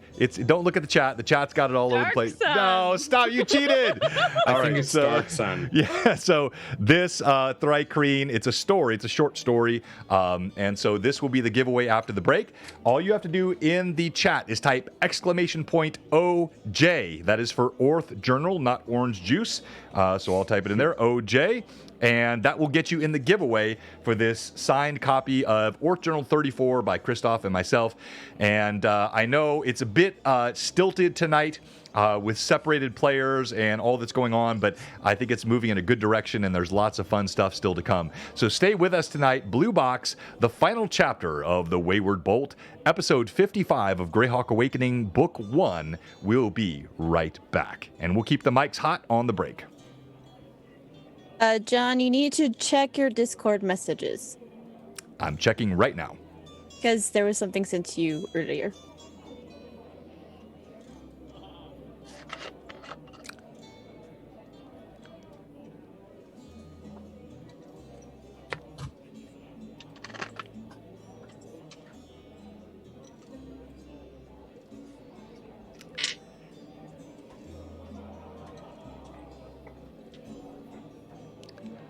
I presume you're talking about what was sent by Dwarf from Tailspire? Yes, he messaged me to let you know at Yeah, good. Good for him. All right, so that'll be another giveaway tonight. And can you pop that, maybe pop it onto Instagram as well, if you don't mind? We'll take about a 5-minute break here. If you can, that's sort of way. And let's put it in Discord for sure. I was hoping to actually take a break. All right, we're gonna take a 7-minute break then. So, but I want to make sure everybody has a chance. We'll go a little bit longer tonight, but yes, thank you so much to the Tailspire crew, and we are featuring their tool quite a bit tonight. All right, Yeah. Be right back.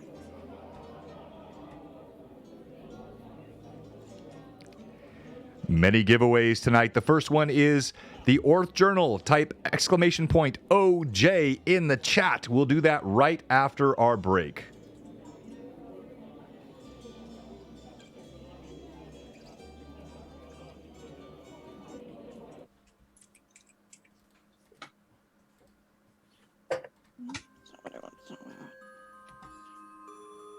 Being Gimbal passed out, John, does he get a level up? Was that your plan, Rory? No, I mean, the pass I out think it level actually up? made sense for him to pass out, but like he'd lose all that time behind Rin, so that's kind of a bummer.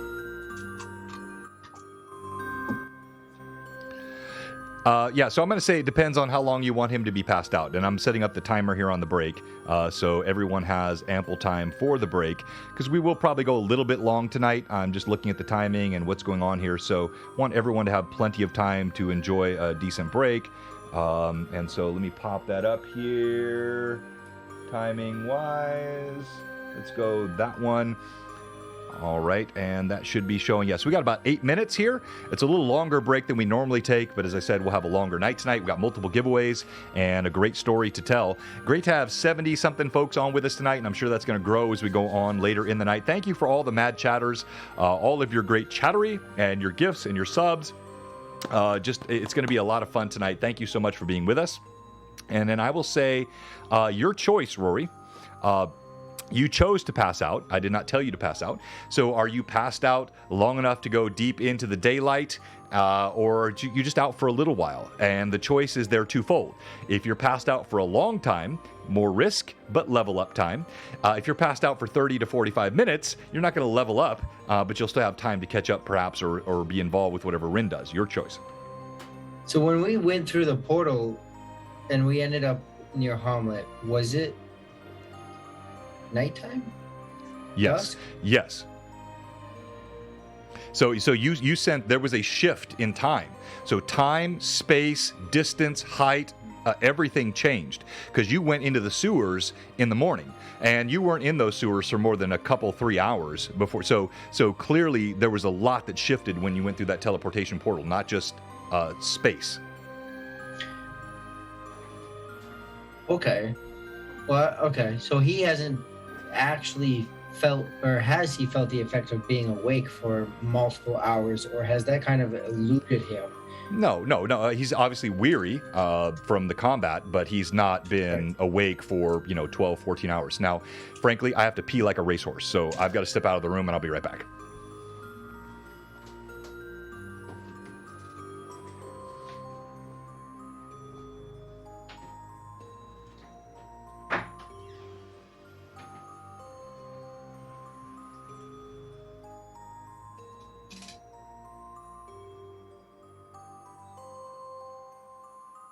Josh,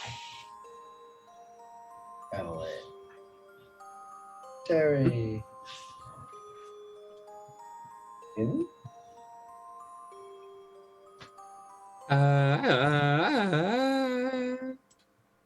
You know, I was thinking about this in the beginning. Like, we're enjoying this echo, right? Echo. But no one knows. Not like on the VOD, no one's gonna hear it.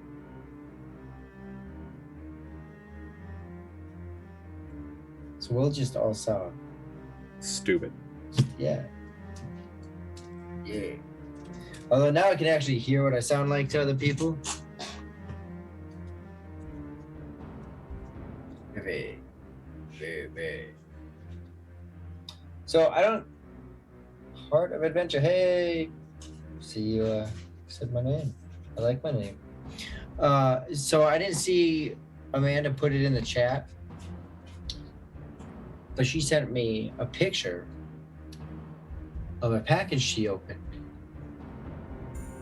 And she got both Tiamat cards from Magic. She opened up a booster pack and got the foil and non-foil of Tiamat. What? In On one her booster birthday. pack? Huh? In one booster pack? That's my understanding.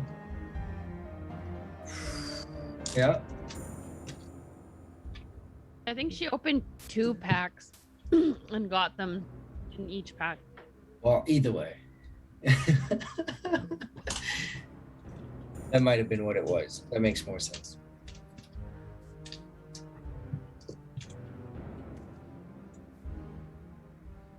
You guys are so quiet. I'm doing social media posts right now. I'm Harry and I texting are a friend. eating. What'd you say, Josh? I was like, I'm just texting a friend. You know, I'm going to join the cool boys. I'm going to do something too. Talk to the mad chatters, of course.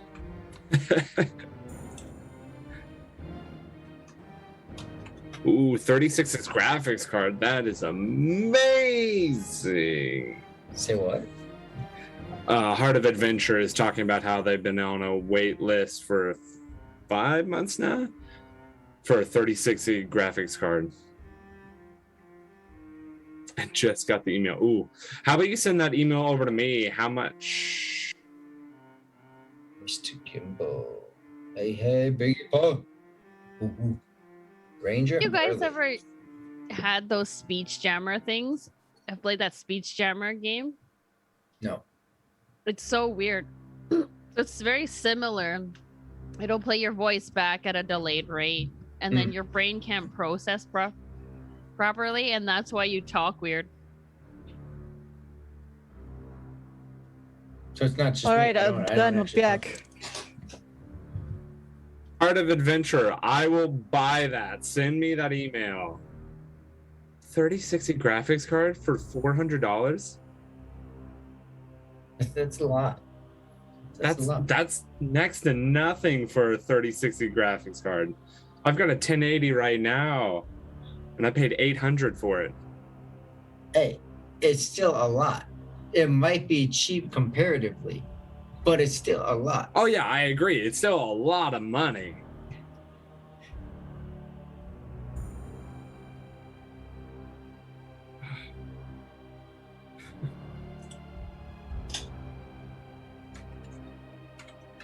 They call me Tim. I wanted to match Terry.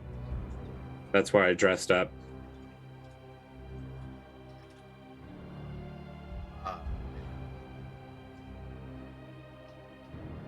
So I was really bummed the other day. So I backed a particular Kickstarter. You guys can't really see anyways. I backed a particular Kickstarter. I got my particular Kickstarter. I liked it. Except the mailman jammed something in my mailbox that shouldn't have been in there. Oh no. So did it damage any of the dice? Not the dice. The dice don't get damaged. But but there's like an art type, I don't know what to call it. It was a memorable art piece or whatever from CR. And yeah, it definitely damaged that.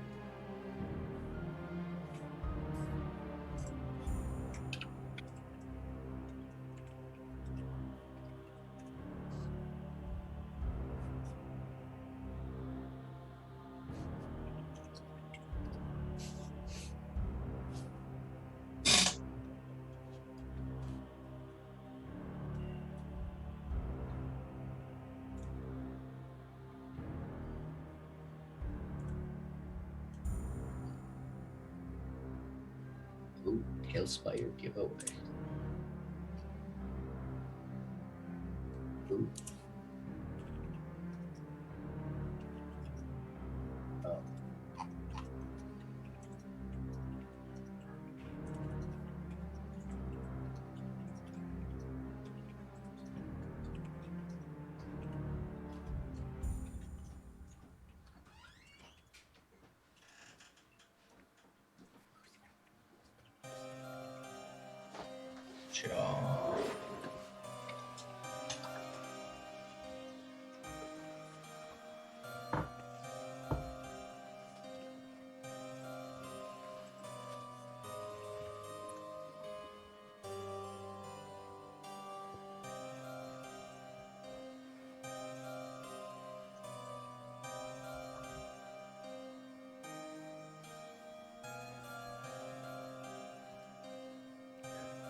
And I left myself unmuted, so you guys were probably echoing the whole break. Yep. I'm so sorry.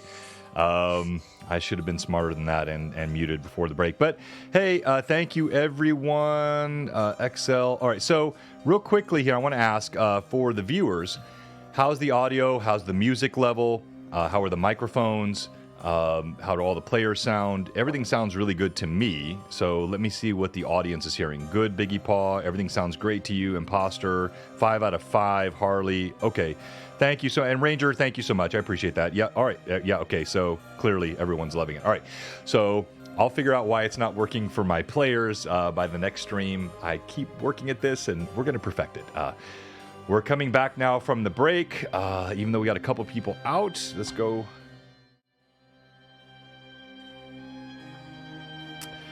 All right, welcome back.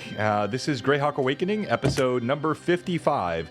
This is the conclusion of Book 1, the Wayward Bolt book, and we're working on the artwork and the characters for Book 2. We have all kinds of really, really neat things that are happening here. We've got tomorrow night the LMA, which is going to be on structured sandbox and DM tips for how to really make a good campaign or adventure that it gives the characters, the players, the ability to craft the story, but still to have those narratives woven through and the story arcs. Then next week, we have a special retrospective we'll do on Tuesday night. And thank you to Rory Gimbal, who is already deep in the lab, pulling clips from the first 55 episodes of Greyhawk Awakening, and we're going to talk through those and talk through key points. In fact, some of them have happened already tonight. It's crazy to me how often things the DM thinks will happen don't happen, and running with those is part of the fun. So we're going to talk through all of that next Tuesday night, and then in 2 weeks or perhaps 3 weeks. So let me look at my schedule here. It depends on calendaring. Where did I put that? Here, let's put this. So depending on calendaring, either on the 9th of September or the 16th, we will have Greyhawk Awakening Book 2 open up. These same players with new PCs. And it's part of the connected story, but it will be in a different area of the world. And I've already told them it's in the Great Kingdom, and we're going to have a session 0 offline with the group, because I think that makes sense, and Josh asked me, so I think it makes sense more because he asked. And we're going to do our Orth Journal giveaway here in a second. Before we jump in, Grindelwolf, yes. The Demoness with an ice cream. Foul sugar temptress. It's my fault for eating an ice cream sandwich on stream, apparently. DM, really quick. I am confused. You said the 9th or the 16th. Are we switching to Thursdays for this group? No, and perhaps I've written the wrong date down on my sheet here. So it would be either 2 Tuesdays from now or 3 Tuesdays from now. Okay, so ignore the my 7th dates. or the 14th. It will still exactly. Okay, I was like, oh no. I literally wrote that down before. I don't know what I did there. So whatever, it's fine. Okay, I just wanted to double check. We're still Tuesdays. All right, so very good. All right, the giveaway for the Orth Journal. Let's go ahead and do that. And again, signed by Christoph already, and will be signed by me. And the winner of this Orth Journal giveaway is Nightbot. I summon thee. And here, I'll pull this up so people can see. Let's go to this shot. All right, here we go. Here's the Nightbot. We have no subscriber luck. We have no regular luck. All you have to do is type !OJ in the chat. To have a chance to win this, I'll give you just a couple more seconds. Yeah, ice cream is a hankering. No lie, Excel. There we go. We got Heart of Adventure. Thomas, good to see you. Tom, good to see you. Asher the Bear. That's old school D&D Greyhawks. That's awesome. Thank you. Awesome. All right, so here we go. Ready? 3, 2, 1. I'm going to roll it. Oh. Now our tip got in. 3, 2, 1. Are you kidding me? Pat 66? All right, you guys can all see how fair it's an automated system. I do know. Amazing, Pat. Congratulations. Now let me kick off the next one, and you can watch me do this. So I'm going to cancel this one. Pat's already won that. I'm going to go keyword, and the next one will be.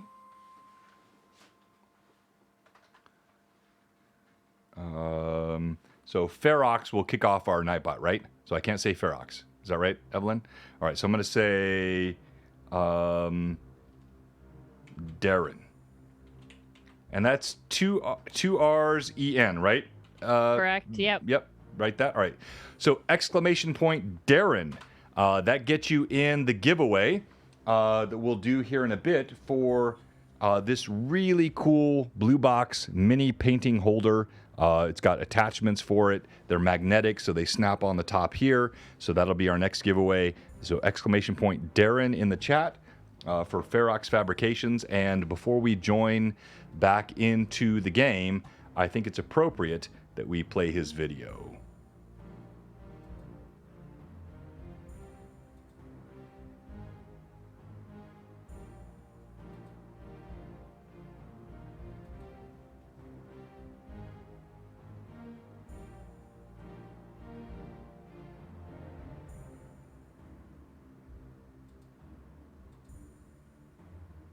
Maybe.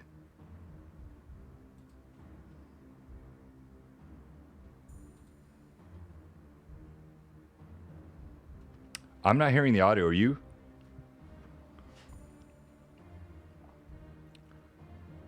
Thomas just said no sound in chat. Yeah, I'm hearing no sound either.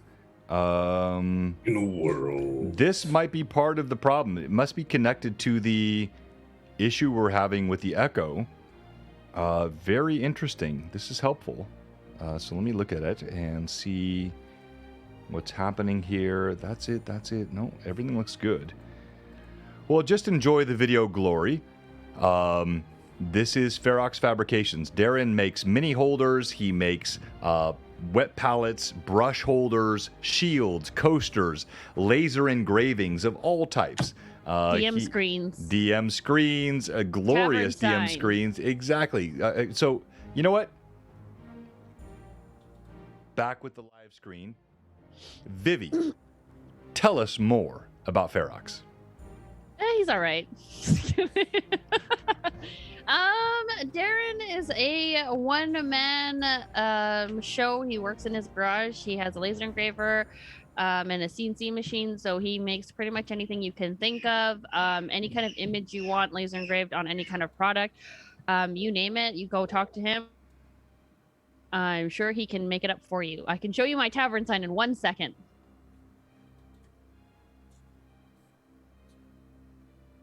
It's been a second.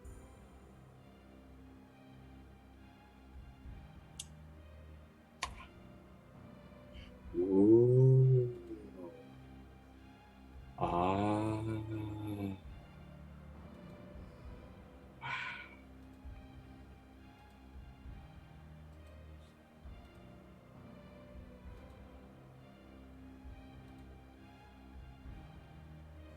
Ooh, that's it. That's all I've said. That's all, folks. No, amazing. And Darren is such a friend of the show. We're thankful to him. And also tonight, we want to recognize our fan art.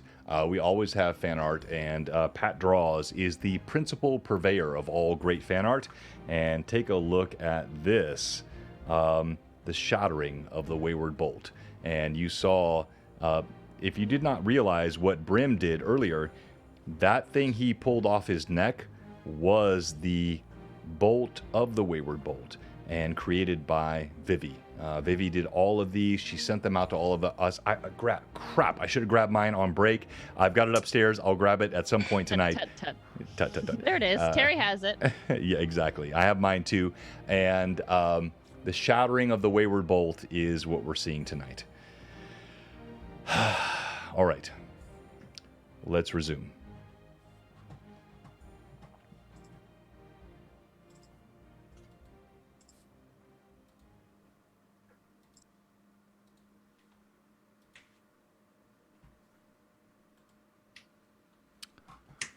Father Aaron leans across the table.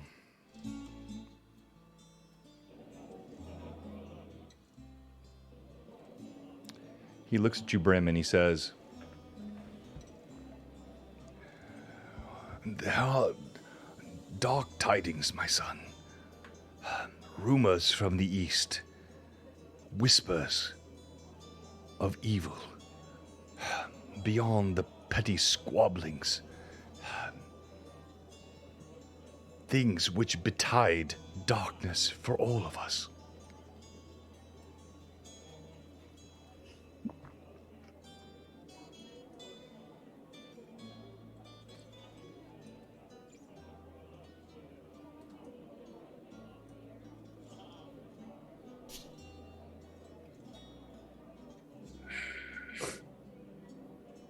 Brim will just sort of shake his head because we're all at the table now, right?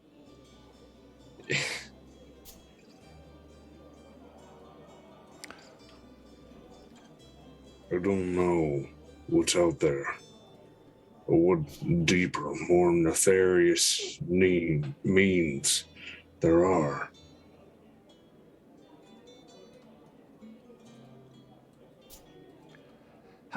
he looks around, clearly confused.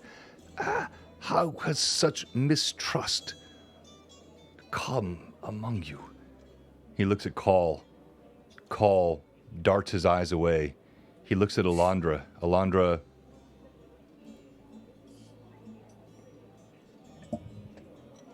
You should ask your kid that. And when she says those words, his eyes fall. How have you lost them, Brim? You were their leader. Was it simply the priest, or have you done more? The priest.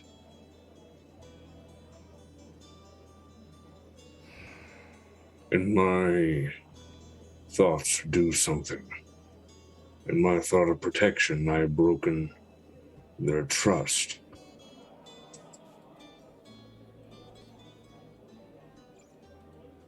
Lilith, are you saying anything at this point, or? Lilith would just be listening very intently. She seems to be very cautious just because she knows she's kind of in the middle. She doesn't want to lose Brim nor lose Alondra at this point. She's going to pick her timing very wisely.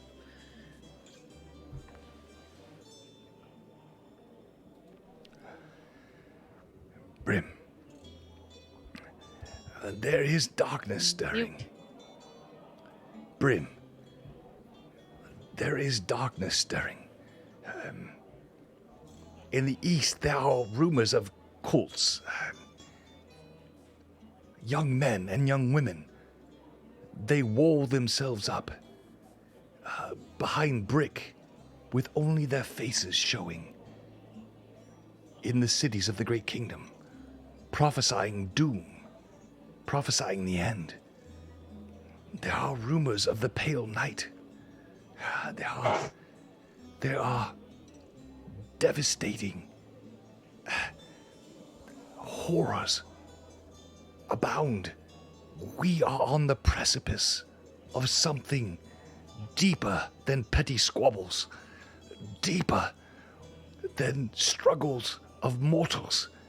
There is something afoot that is of great import.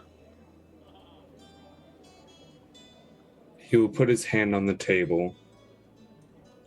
I hear what you are saying, Dad. But to call this a petty squabble, maybe in the long term is true. But in the current, no soldier can go into battle if they do not trust the shield to their side. I'm willing and ready to move towards these fights, these problems. But we still need to find Gimbal. We still need to find Ren. And it's not up to me. I will move towards that. Fighting, finding whatever these cults are. But I'm no longer the leader of this group. I don't wish it. Never did I wish it. And especially not now.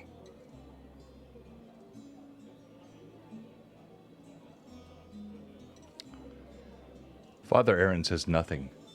He looks around the table at Call. Call averts his eyes. He looks at Lilith. He looks at Alondra. He even glances down at Phineas. Phineas just gives him a very dopey look with the tongue hanging out the side of his mouth.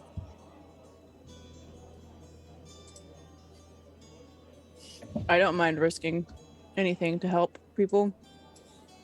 But first I gotta find my friend, because I'm not going on this journey again without him. So, if he, and she tilts her head towards Brim without looking at him, if he wants to not to lead this anymore, that's fine by me. I can take a leadership role, but I don't know how to get to Hamlet, so once we get to Hamlet, I'll take charge if I have to. You can take charge now. I'm sorry, but I wasn't talking to you.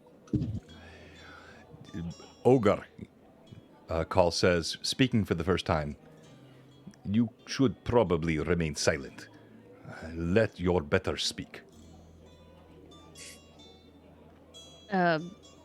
And then with that, Lilith will be like, me? Or him? Call looks at you and Lilith. Or, sorry, you and Evelyn, or Landra. He makes no glance toward Brim.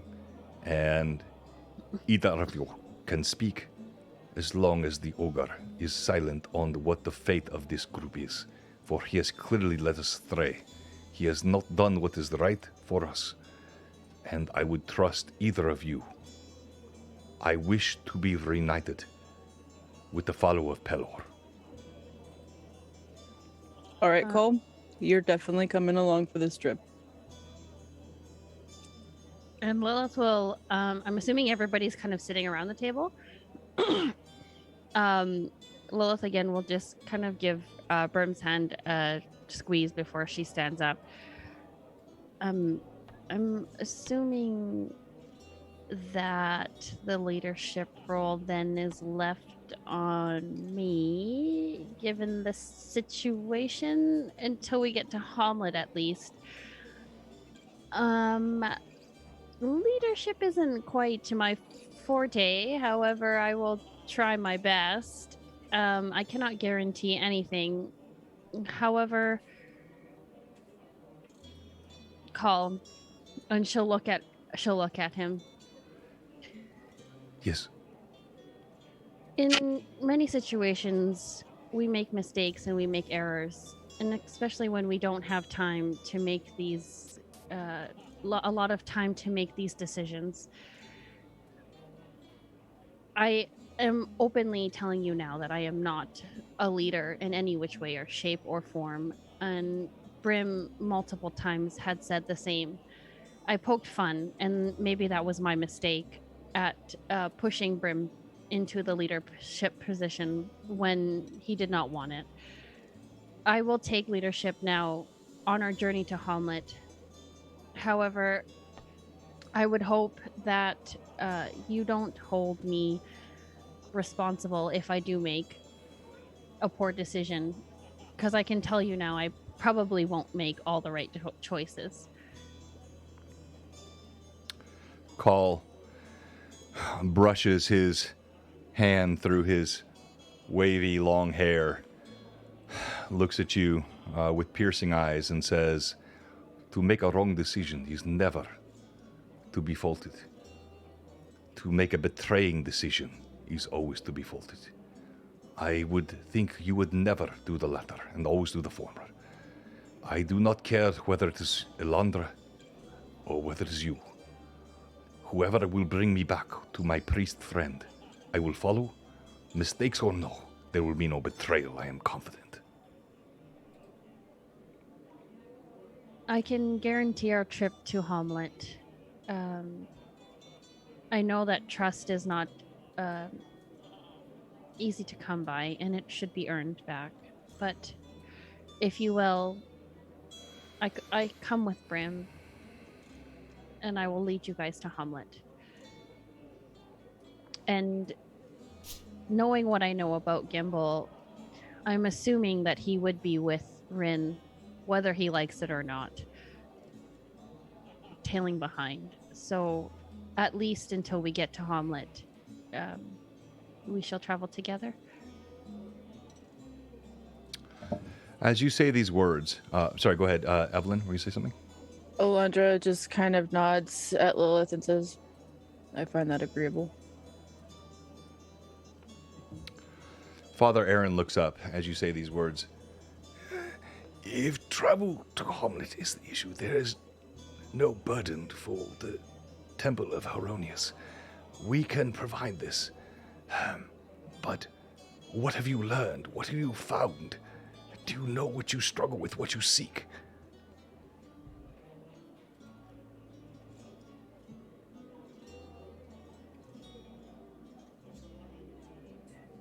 Brim Go ahead. will lean forward, looking around. He'll flip open the book that he found. Well, We know that there are multiple teleportation points. You've got one in Hamlet. You've got one which we were just at. We've got one in a place called Roxy's. One in the Dry Steppes. We know, and he's going to move his middle finger over the next part and looking up at Lilith. What the ancient foolishness of the Druids committed shall be made aright. Those written in there, do I trust it? Not at all. It was written by the Red Brotherhood, Dark Brotherhood.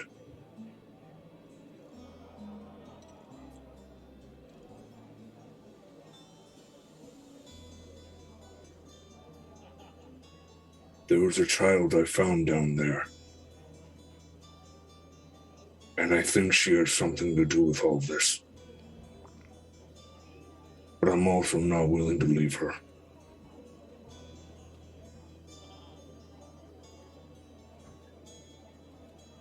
She talks about some sort of chosen, that she was kept there. Part of a prophecy of some sort.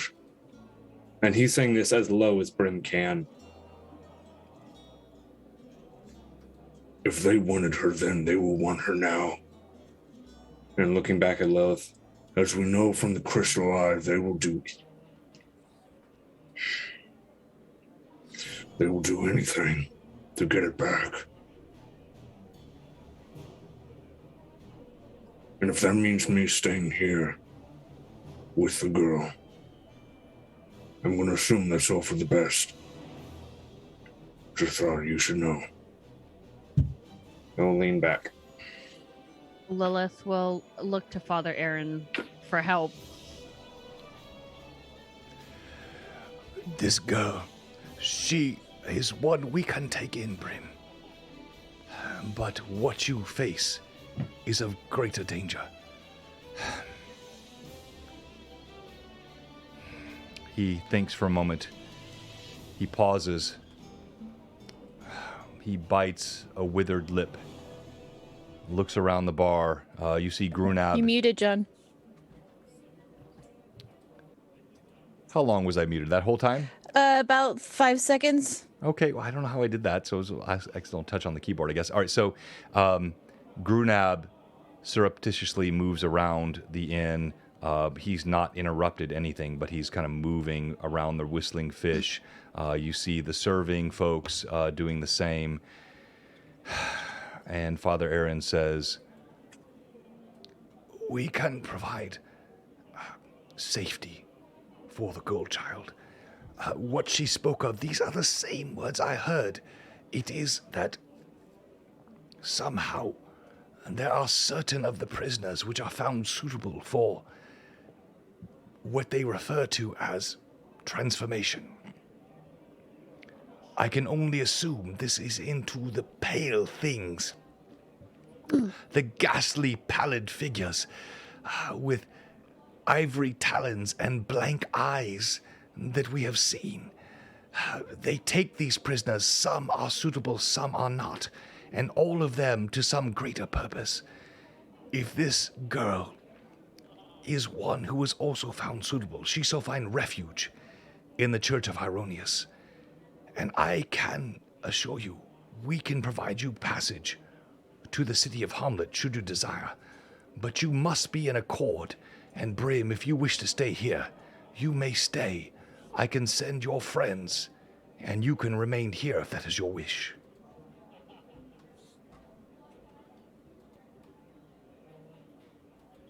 Brim listening to all this, his eyes staring into the mug.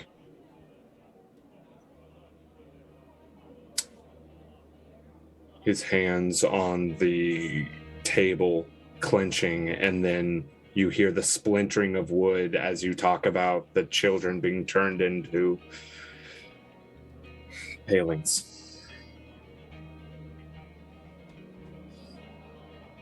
Father Aaron, are you able to protect her the same way you were able to protect yourself?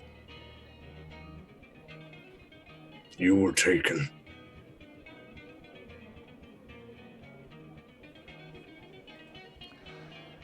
Brim, I sense the anger in you, son, as I sensed many years ago.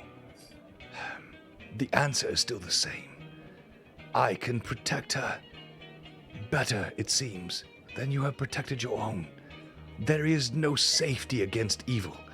There is no sure succor against the forces of darkness. But the Church of Heronius will be of better aid than traveling through the dark areas of the Flyness.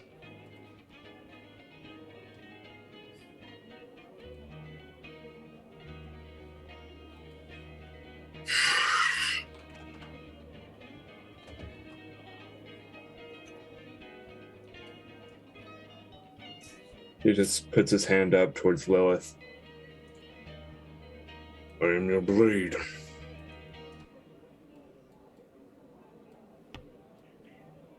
And she will grab Bryn's hand. Brim, you've gone through a lot through your life.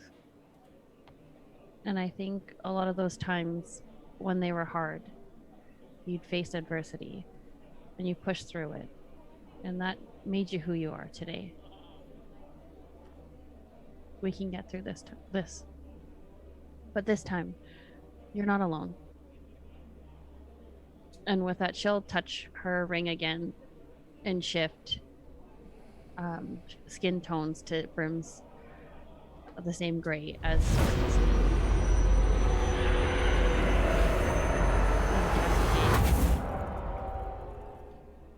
And you see her assume to Father Aaron. And you see Lilith assume the same skin tone. You've seen her do this now 3 times. And she looks like you, Brim. Still holding on to Brim's hand, she'll look to Father Aaron. You said you can give a safe passage to Hamlet?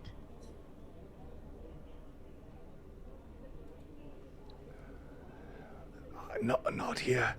I am weak. But if you will accompany me to the temple, the priests there, they can aid this passage, yes. Okay. And she'll just look to the group. Is there anything you guys need before we go?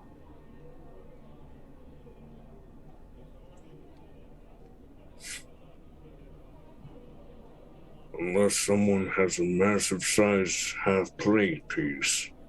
No.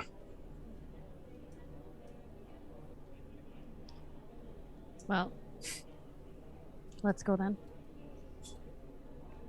What time of day is it, DM? So here, for you guys, it's about mid-morning. Oh, okay. Yeah, so you're like probably midday-ish. You did not experience the time warp of the teleportation, which again, if the viewers don't remember, the players don't remember, it was because that portal was closing. The arcane connections to the time, space, were all warped. And so that's why there was a fall for Rin, a fall for Gimbal, time distortion, slightly off kilter from location. That was all a function of the portal closing. So they are a few hours ahead. Now, you don't know this, obviously. This is metagame, but this is the actual situation. Also, can I roll for HP? Okay, I guess you rested. You did rest. Go ahead. What'd you get? That's a 10. That's a 10. What? We had a That's 10, a 10, and an 8 tonight on HP. All I right. finally broken 100. Only if you know how much I love these players and how honest they are would you know I can totally trust everything that they have said tonight. Lilith's very wary of her new leadership role and very awkward in her normal self. Will kind of stand up and kind of look at the group and be like, let's go, I guess. All right. With that, Alondra will, at that, get up, grab her things, and gesture to Phineas to follow. As Alondra gets up, for the first time, Lilith will just let go of Brim's hand, but keeping an eye on him, making sure he doesn't run away, because she's just making the assumption that he will run for it the second he can, and just move closer to Alondra. Alondra, I know this is really tough for you and a really tough decision to go with people you don't really know. I can promise you that I can get you to Hamlet and we can find Rin. Thank you for trusting me.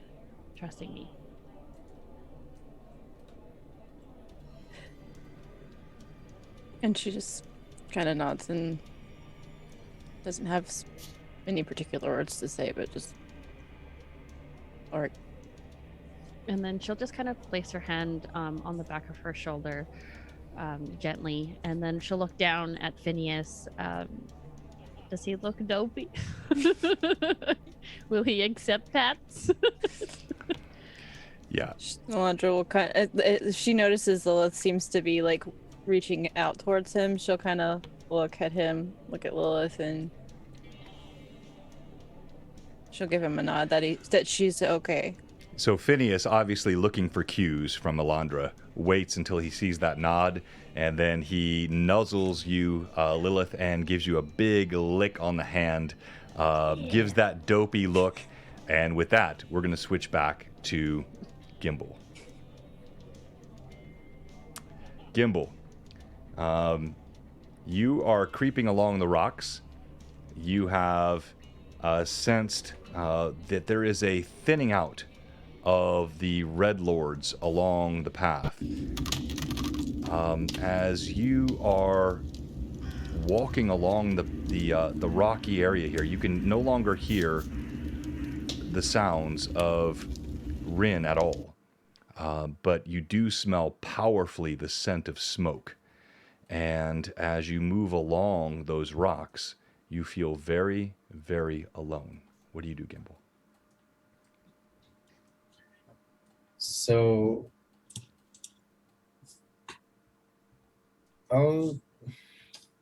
after waking up from passing out, he'll like you said, continue forward. Now, because it's not feeling. I haven't felt the length of being awake for 12 or 14 hours like it should have been, but because of the time warp. Continue forward, but being very cautious, not wanting to engage in anything if it's possible. But continuing forward, hoping Rin trusted me and went towards Hamlet because that's where he wanted to go. Hoping that brings some layer of trust, even a small sliver. Still confused about everything. Confused why Rin is so pissed. But making my way towards Hamlet, keeping distance from the Red Lords. All right. As you move through the forest quietly, you do see it is probably, as I said to Rin a moment ago, an hour or two before dawn.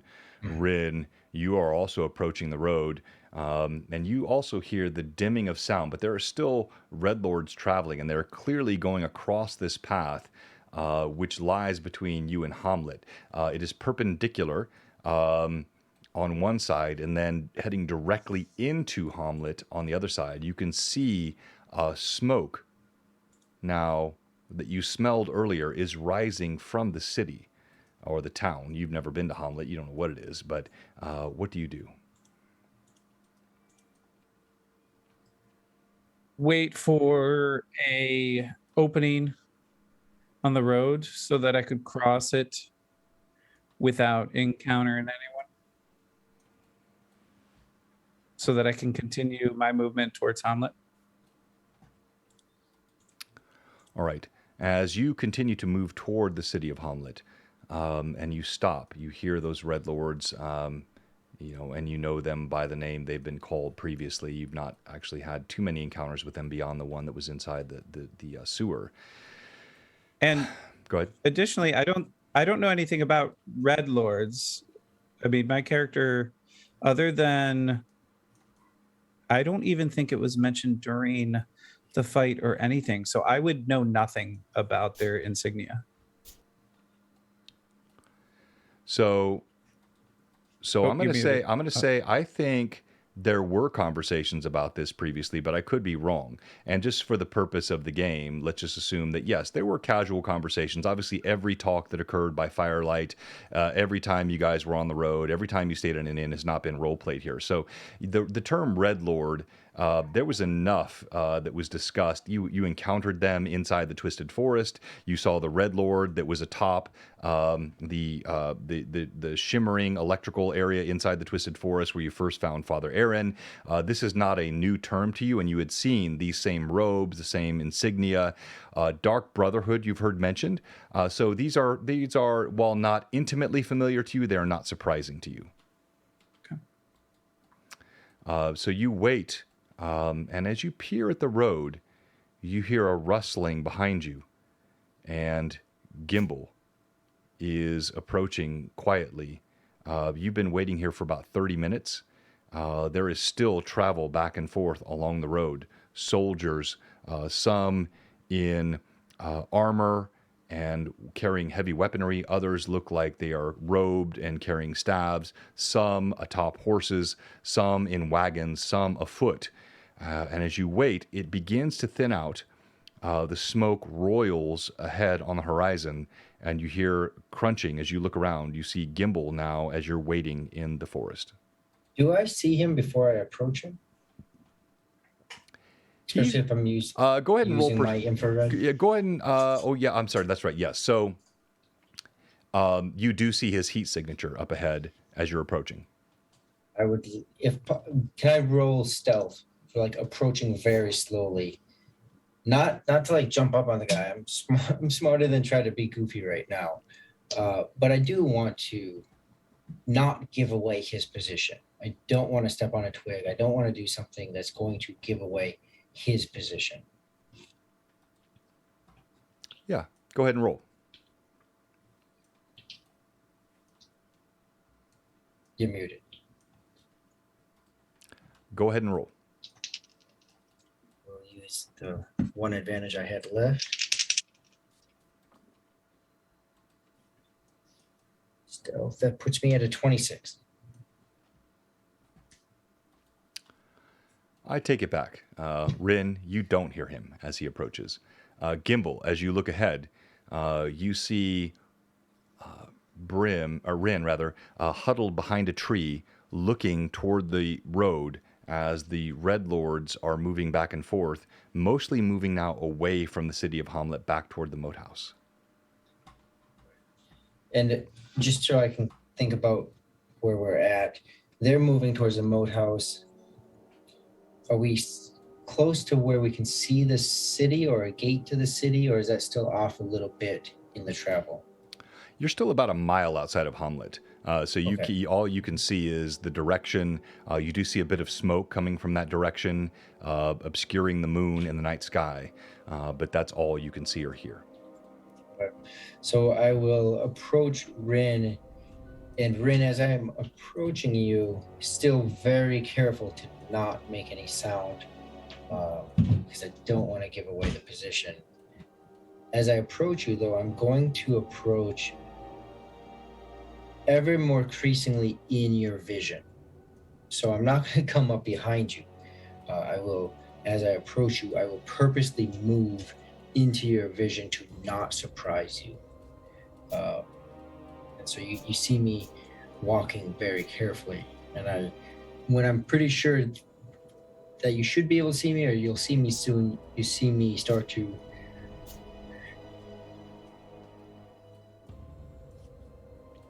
And when I see you, I'll take note of you and then disregard you as I watch the road. With like obvious gesture that you are like, screw off. Essentially as if you don't exist. Yeah. So I will continue that very quiet pursuing, again, not wanting to give away either of our positions. Walking, and as I just pass purposely in front of you,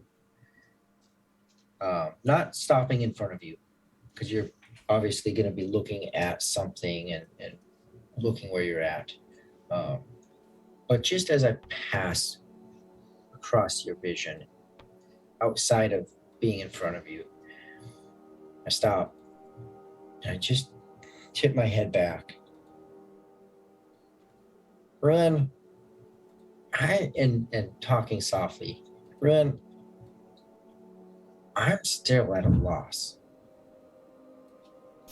There's something, or a lot of things that you know that I don't understand. I do understand that I have been in your shoes, I think. That I may have passed judgment on another individual that used to be with us. And perhaps because I didn't understand everything, and I thought I did. And just pause for a second. Either way, unfortunately at that time I didn't have someone to show me a different way. We're not yet to Hamlet. It's still about a mile. Now, I have a little bit left that I can do. I can get you there. And if more of these Red Lords or another threat pops up, I can make us invisible for a short time. I can at least get you to Hamlet safely. And whether you trust me a little, ask me questions, help us, help you, or just get there safely, I can get you there. And I'll stop and just look forward and hold my position for a short time. Rin, without looking at you, continuing to observe the road, waiting for an opening.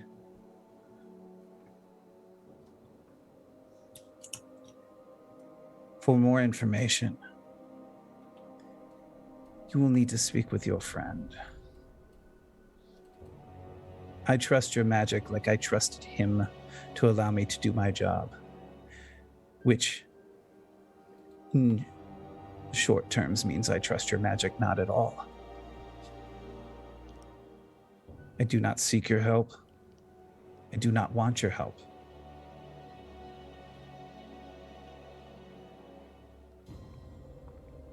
And he'll continue to look at the road. Then please just hear this through your anger, through your limited understanding of our group.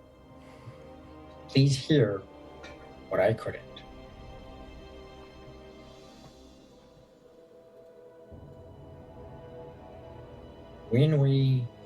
When I acted in a similar fashion, hastily, in what I thought was correct, I think I erred and wronged that individual. But I don't know. I don't know. Because I didn't give him the chance. Perhaps we meet again. And perhaps you give us Brim for whatever that was. I'll have to talk to him. And myself. Perhaps we can figure it out. And Gimbal will just start to walk slowly and quietly. Gimbal, you're walking slowly and quietly toward the road. Towards still Spotlight. has. Okay, so the road, again, that's bisecting the path. That's what I told Rin earlier. So there are still Red Lords traveling, although you note they seem to be dissipating, fewer and fewer, as though whatever was to be done in Hamlet is done, and they are moving now back toward the moat house. And I would recognize that the direction they're going towards the moat house. So I'm just going to take my time strategically am I able to find a way to Hamlet without interacting with the Red Lords? Does that make like a logical sense as I look at them? Not at the moment, but if you wait, you think you might. It is clear they are still traveling this road.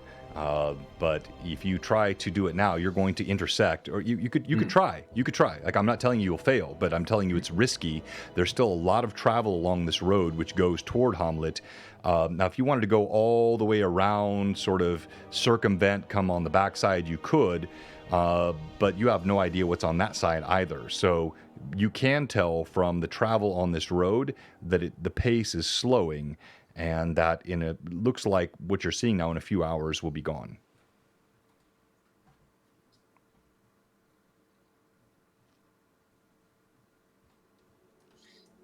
So I'll go to move forward and see that. Ren, I guess pardon my presence. I will head over here. When I see fit, I'll move forward. If at that time you want to come, you want to stay, you want to go towards them, by the way, that's towards a moat house. But anyways, choice is yours. But it looks like in a couple hours it should thin out and we should be able to make safe passage. That is my plan.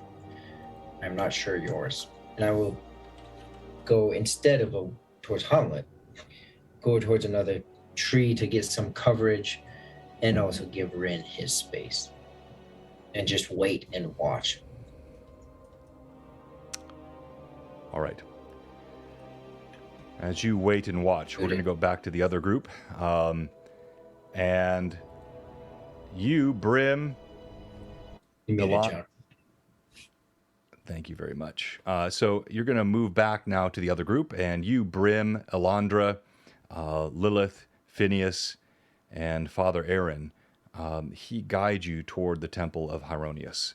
And thank you very much. Oh, Robert, thank you. 5 gift subs. We appreciate that. Thank you for all the followers tonight and all the new gift subs and everything that's happening. We appreciate all your support. And we do have 2 more giveaways to do tonight. And the next one is the Ferox Fabrications mini holder. That's !Darren in the chat. DARREN, !Darren.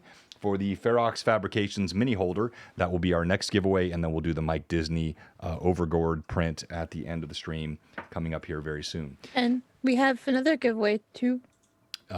That you had me post for. Exactly. We have a surprise giveaway tonight, which is no longer a surprise if you're in our Discord or on our Instagram.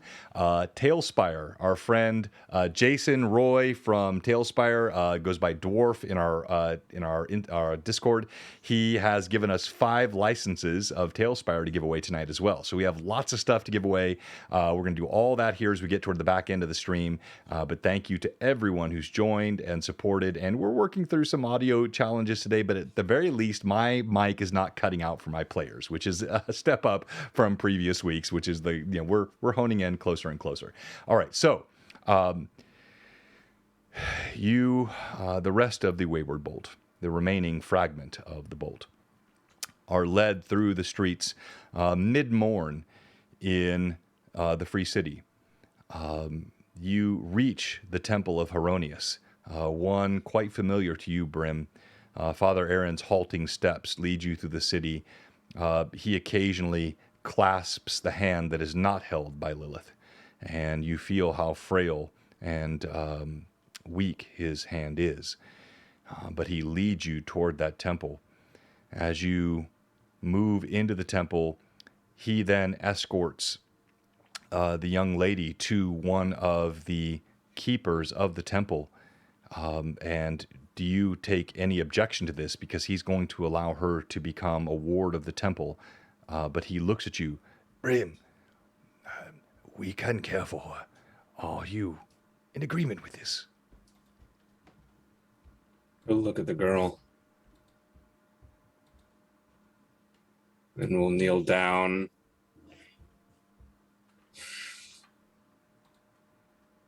Are you okay with staying with them? This is a holy place.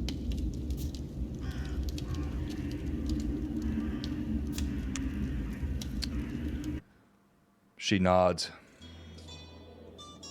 I am. Yes, I. What choice have I?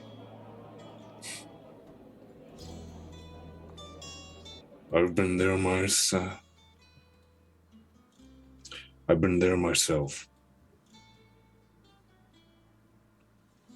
But you'll be safe here. They'll look out for you. They may look old as he looks over at Father Aaron. But if you wish to fight, they can teach you. If you wish to just live and be safe, they'll protect you. But keep him nearby. As he nods to the teddy bear again. One day I'll be back for him.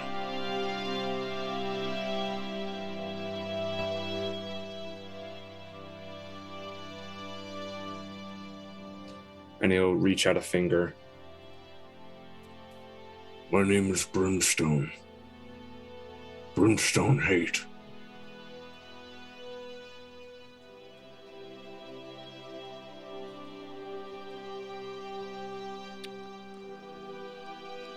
She reaches out. She briefly clutches your finger.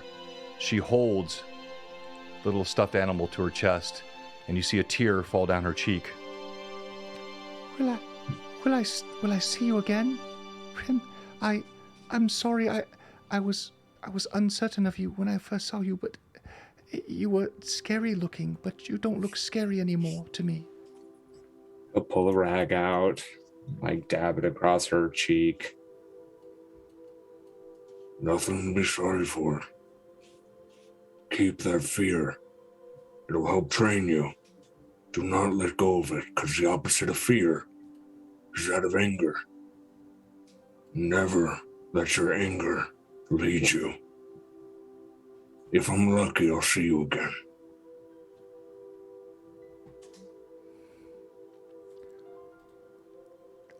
The opposite of fear is anger. I don't understand. That makes no sense to me. I thought the opposite of fear was faith.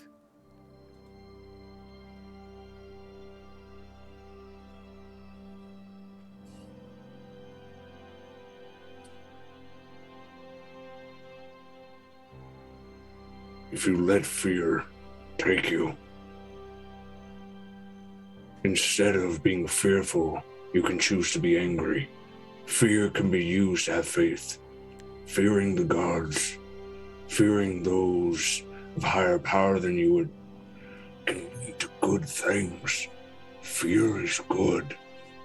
Keeps you alive. Heck, if I was one of my kin, I might have tried to eat you.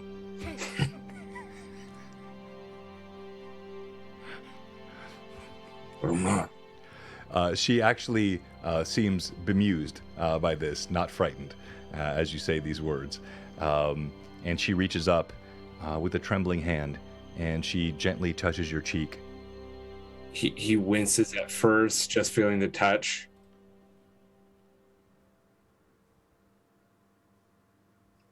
Get stronger. I'll be with you. As he kind of like lets go of her hand and taps the Wayward bolt symbol around her neck. Stands up. You know what? You're not scary. You're not scary at all. And she smiles at you, and she clutches the bear, holding the Wayward bolt symbol around her neck. And she shuffles off with the alcoit of the Church of Heronius, briefly glancing over her shoulder. And the rest of you remain inside the temple. You see Father Aaron lead you past. There are several penitents in the pews. This temple, not like the Temple of Pelor, it is massive. Many pews, much larger than the Temple of Pelor. No shade, Terry. And one of the priests comes forward, briefly embraces Father Aaron, and for sake of time, they discuss among one another and agree. And they are discussing what will be needed to transport the party outside of Hamlet. Is there any discussion, dissent, change of mind among the party as you hear Father Aaron and the priest discussing this?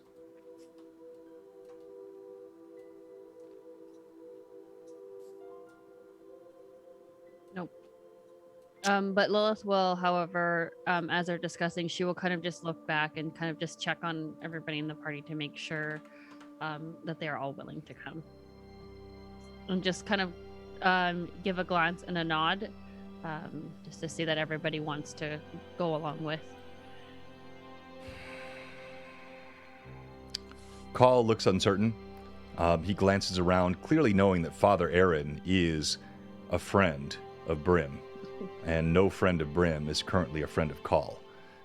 Call looks very suspicious, but when he sees both Elandra and Lilith nod, and he hears no balking dissent from Phineas, he nods. Call, I'll say the same to you as I said to Elandra. I can guarantee our safe trip to Hamlet, and I will try my best to find Rin. And I know Gimbal would most likely be with him, or around him, just sticking close by. That much I can guarantee. After that, you can choose to go your separate way.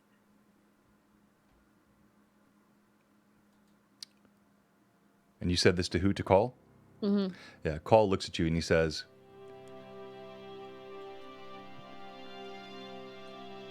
Lady Elf, you misunderstand me. I will follow you, but I seek the priest. Where goes the priest? Call goes. He has taught me things, shown me. A faith that was nowhere in the Shattered Lands, nowhere in the Twisted Forest. I have never heard the words of Pelor or seen the power of healing that he showed. I will follow you to find this priest, for I am his follower.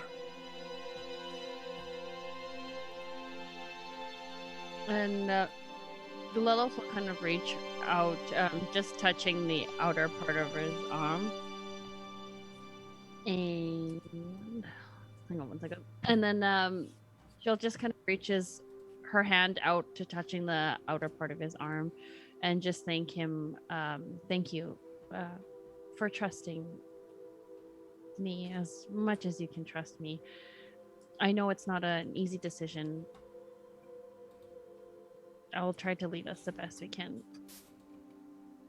She seems very unconfident in her words, but in her leadership words. But other than that, yeah. All right, Brim, Elandra, anything you're saying or no? Before we leave, I hand off the slip of paper after copying it into my journal about the prophecy about the girl. And that's it. I'm sorry, you handed it to who? Father Aaron. You hand it to Father Aaron. He looks at it. He slips it to the other priest. In a few moments, you're escorted into an antechamber. There are several priests gathered. They pray for you in the name of Heronius. You feel the transcendent, deific power descend upon the temple. And unlike the arcane transportation that you've sensed before, the portals that you've jumped through at the behest or the power of the Red Lords, this is something very, very different. You feel a peaceful transition, a light and an energy that comes through you. And in moments, you find yourselves, and we're going to go to a 2-minute break, last break. We're coming back from the break, and we're going to finish the very last session of Greyhawk Awakening, Book 1. You are not going to want to miss this conclusion. Actually, I kind of want to miss this conclusion, but we'll be back in just a moment.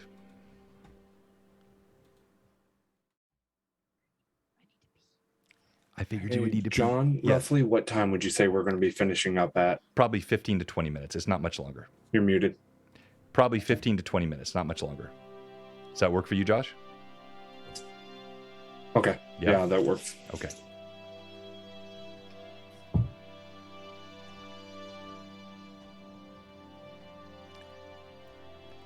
If you have not yet, type ! Darren in the chat. That is for our Ferox Fabrications mini holder giveaway. I don't know. I don't know if it's Kleenex. I don't know if it's pitchforks and torches.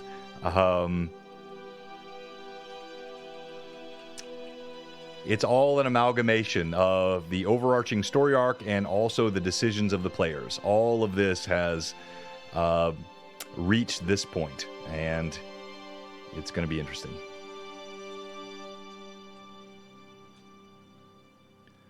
No disco balls, DARREN. That's right. ! DARREN. That's Ferox Fabrications, Darren. That is our second to last giveaway. We still have the Overgored print signed from Mike Disney. That's going to be our last giveaway tonight. So hang with us. Back in just 2 minutes.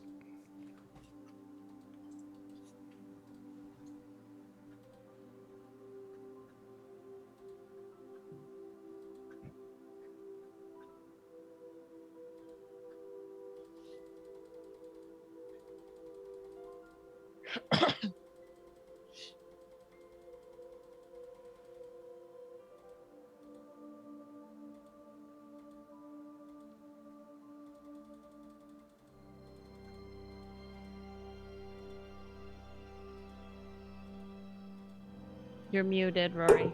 Yeah. Is it too soon? I see Barley said, made a comment to Phantom. I came in and listening. Oh, no, it moved. Someone, who said it? Where'd it go? Someone said that Hamlet's probably burnt down. That was Pat 66. Homeland's Okay. probably been burnt down some. Most of the folks dead or missing. Right. Well, So given the is it smoke rising from the city, that's probably not too terrible a guess. Right. So is it too soon to make a burn joke? Yes. While it's still on fire, I would say, yeah, probably. Yeah. Yeah. Really? With the body still warm? Come on, Gimbal. Yeah, well, I mean, the more you burn them, the more you cauterize them, right? That's true. It's nicer. You just do the funeral right then and there. Right. BlueBoxRPG, where dice are rolled and people are muted. So Yep. with your comment, Josh, is it then too soon to make a Millie joke Always too Always. soon. Don't you Always. dare. Don't you dare. about how we took too long to get to No, the point? unless you want me to sob again and make everybody cry, do not bring up Millie. I mean, we I'll have to make be sure to bring it prepared up for next next week week. because John asked me to break out the letter again, and Gimbal I'm is really bringing out tempted to the. just be sick for next week. Bring your tissues, because you know I'm who's serious. crying? Me. I hope I still have my video clips, but I still because the video clips I have were focused around Gimbal's death and Millie's death. So I think I have that one saved somewhere too. I gotta 'cause- pull out a lot of videos about y'all. I got some digging to do, but Bring your tissues. Millie's death Yes. will definitely be there. You know how you were sobbing during that whole stream, Rivy? Yeah, just a little Because your bit. I best remember friend that. just died. I don't remember that. Just trying to rub it in. It was just a hot mess, but Yeah. you know.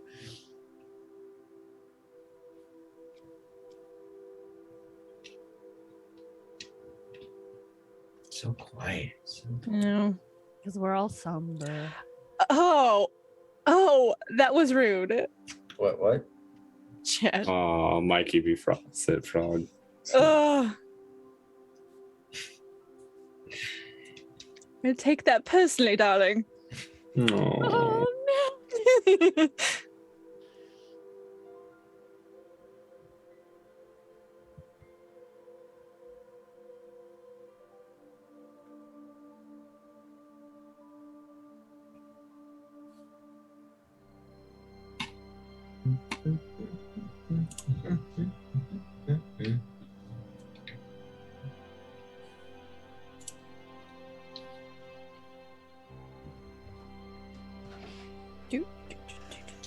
I would have loved it if Gimbal was like wild magic and Rin said he doesn't trust his magic. And then he turns into a planet pot. Yeah. John, just as you're here, I sent you a DM. I I slid into your DMs. Could you please The DM's DMs. The DM's DMs. Yes. Also, I've always wanted to just go to a random game one time just because this reminded me and wear that shirt that says I'm sleeping with the DM or something like that. And just go to a random game like Random Con Yeah. and just sit down. It's because you are the DM. Okay. Thank you. All right, I've responded. Thank you, Cannibal, for the sub. Ancient Gamer, Patrick. I didn't shout him out earlier. Let me go back to our... And our audio stuff is not all firing on all cylinders, but at least my players can hear me tonight, even if they hear me twice occasionally. So thank you, everyone. Another gift from Ancient Gamer. Patrick, by the way, I got the Swords and Sorcery books today. I got a whole nother stack from Lightning Source. The giving of this community blows my mind, and I am just so thankful to all of you. Again, happy birthday to Rory, who's playing D&D with us tonight on his birthday. Amanda, who's been with us on stream all night tonight. We're thankful to both of you. Keep Patrick Fraley, 17, in your thoughts as he's struggling with COVID tonight, and his wife is getting better but still struggling, that family. And then Steve Bloodwild, who's in the midst of those fires in California. And they are all in our thoughts and prayers. This community is a community that's giving and supportive, and we are super appreciative of all of it. And as we begin now to come home with the final few minutes of Greyhawk Awakening, Book 1, let me kind of skip forward for sake of time. Brim, Elandra, Lilith, Phineas, and Call. In this antechamber, you feel that holy power, and you are transported. You find yourselves outside the forests of Hamlet, and it is now mid-morning, your time. You find the roads empty. You do hear in the distance... Oh, thank you, Greyhawk Mike, for the sub. You hear in the distance the sounds of voices that are in the fort, the moat house that you had cleared out of Red Lords. And ahead, you see one figure emerge in the road, perhaps a quarter mile ahead of you, and another furtively smaller figure behind.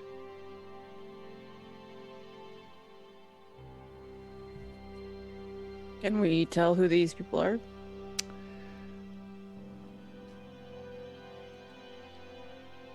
I won't make you roll.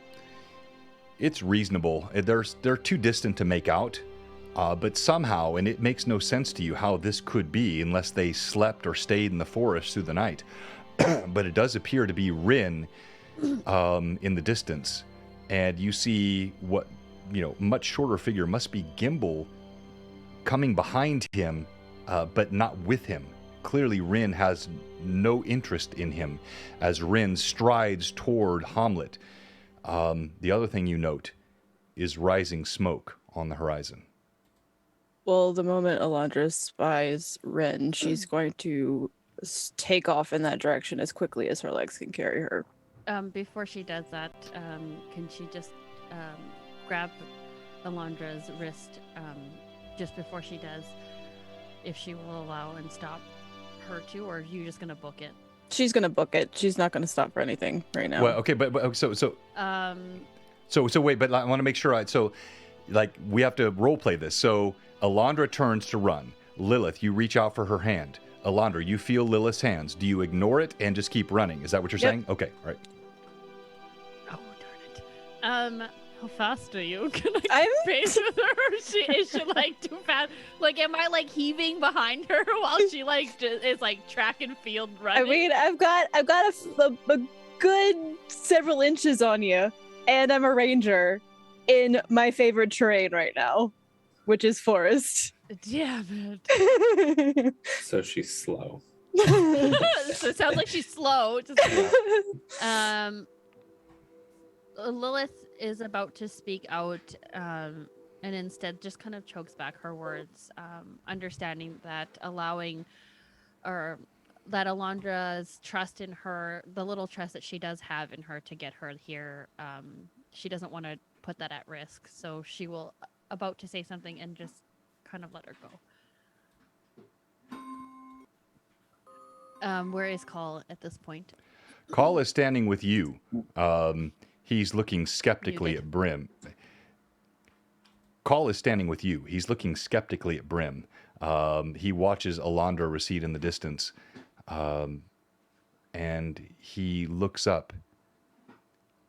Is that the priest? Is he there?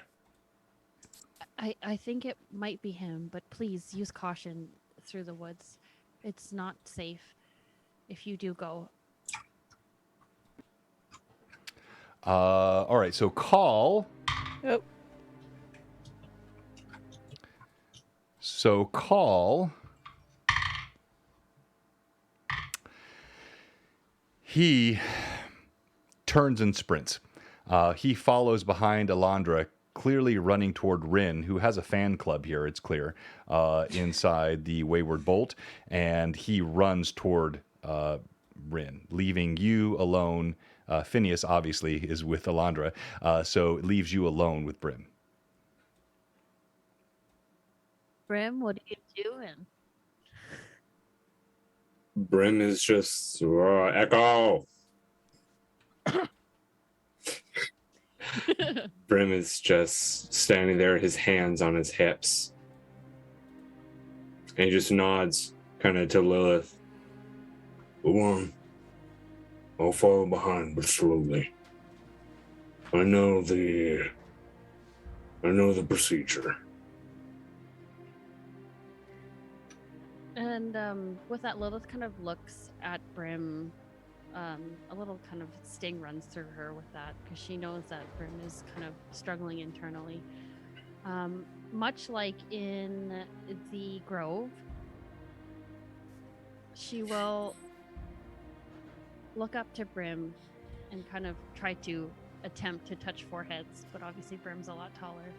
So you can kind of tell what she's kind of hinting at. So if she's like, come on. He's going to look forward to see if any of the others are watching, and seeing that they're not, we'll look back down and we'll touch foreheads with you. Go, quickly. Miss Lilith.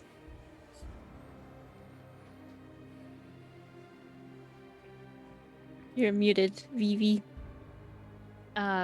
She'll put her hands on either side of Brim's face. She's still the same color as Brim. Eyes closed, foreheads touching. Brim, from what you've trusted me with about your past, you've always faced adversity about the way that you look.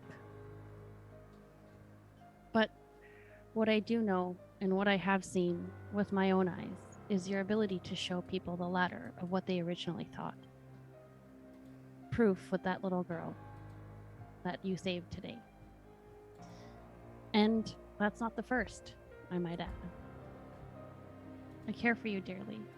Whatever the road has laid ahead of us, I can promise you that I'll always be by your side. You're not alone. And you'll never have to be alone again. Brim will let out a deep exhale, feeling his hot breath against your face. I'm scared. And his eyes will open and look at you. His hand on the back of your neck now. Tears welling up in his eyes. He blinks. Because Lilith, I love you. And she'll wipe the tear from his eyes. I love you too, Brim. Now let's go. Together. Wherever you want me, I'm there. And she'll grab his hand and walk. She won't run. Just allowing time for whatever is going to transpire above to breathe before she approaches with Brim. It is mid-morning as Rin first walks into the village of Hamlet. Rin, you've never been here. You don't know this village at all. No Red Lords remain. They have clearly evacuated, having done what they have done. Smoke roils from burnt timber. And you hear the footsteps. You've known Gimbal's trailing you for some time. And then at some point, you heard other footsteps following behind as well, but you have not recognized until you hear the footsteps of Alondra.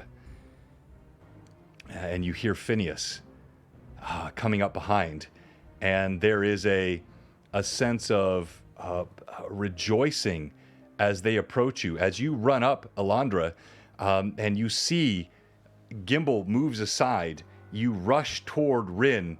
Rin turns, Phineas loping behind. And at the same time, you see behind Rin, the city of Hamlet lies in ruin. Burnt is the welcome wench. You see the smithy, you see other elements of the city of Hamlet, places where you traveled and rejoiced. Not you. I'm talking to the others behind you. That they are burning cinders, and you see this city burning. As Alondra takes that in, she takes a moment, and then she turns to Rin, and she pulls the disc of Palor out of her pouch, and she thrusts it into his chest and says, "I got this back to you. Don't ever do that again, or I will kick your butt from here to Greyhawk, like the free city again. Like, do not do that to me ever again. I have been worried about you. You were on death's doorstep. Don't do that, okay?" As she nears the end of her speech, Rin just takes her in his arms and hugs her. There's a softening in his face. Holding her, he says, "I don't know how you did it. I don't know how you were here. I don't know where we are other than what the little one has pointed out to me.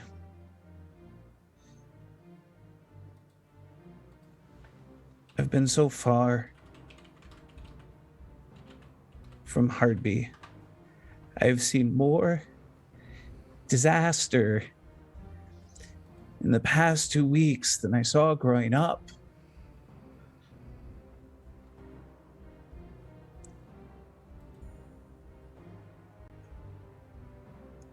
All I could think about was getting back to at least someone that I knew.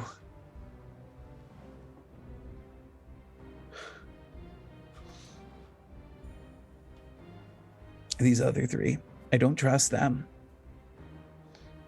I'm not sure I ever will.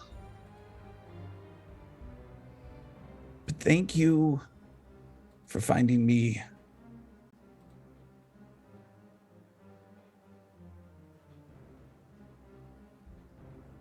All I could think about is that I wasn't able to help when I disappeared. All I remember is the fighting with the demon still there. The wizard above. And you didn't have me to help you.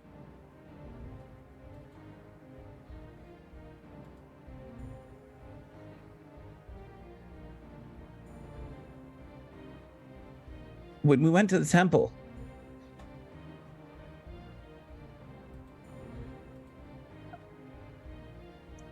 I was reinforced. And when I was removed from the situation, I felt Pelor had left me. Thank you for finding me.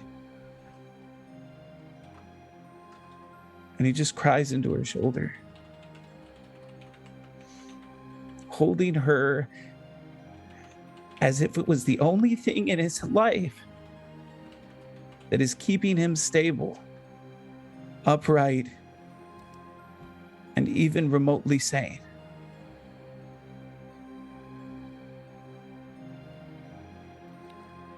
You stand amidst the ruins of this town that you've never been to. You hear these words from Rin as you thrust the power of Pelor's amulet into his hands. He speaks these words. You hear the rest of the party coming up behind as Phineas trembles and just sort of gently nudges you, knowing you're in distress, Alondra. He always knows when you're struggling, and he's there for you. And Alondra will take a moment and then say quietly, as many times as I spent hours in the temple with Arlenor, one thing that I've learned from Pelor is that he's always there when you call for him.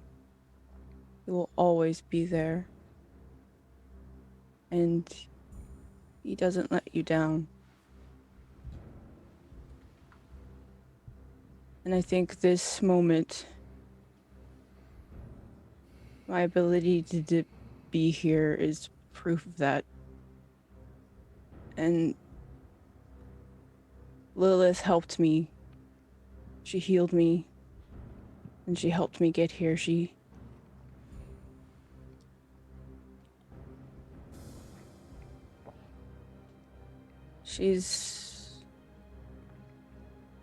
kind. And she wasn't going to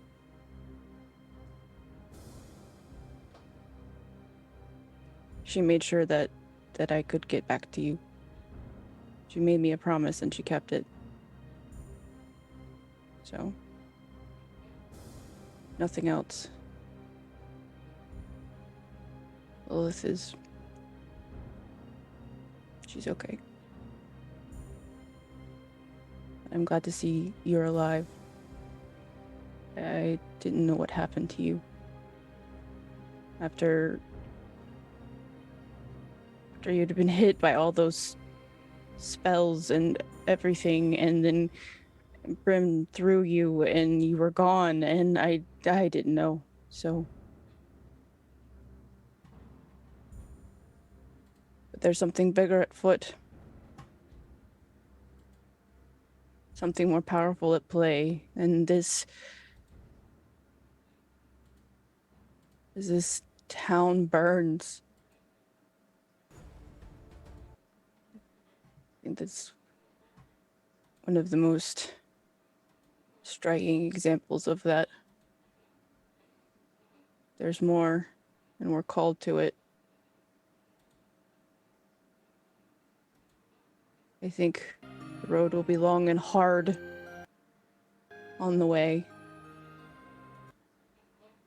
But people need us. And we're called to the task. And I will take up that task. Because it's what I'm supposed to do. And I know you're strong enough to do it too. Even if it hurts. Even if it tears our heart apart. If it destroys everything. I know you're strong enough to carry that.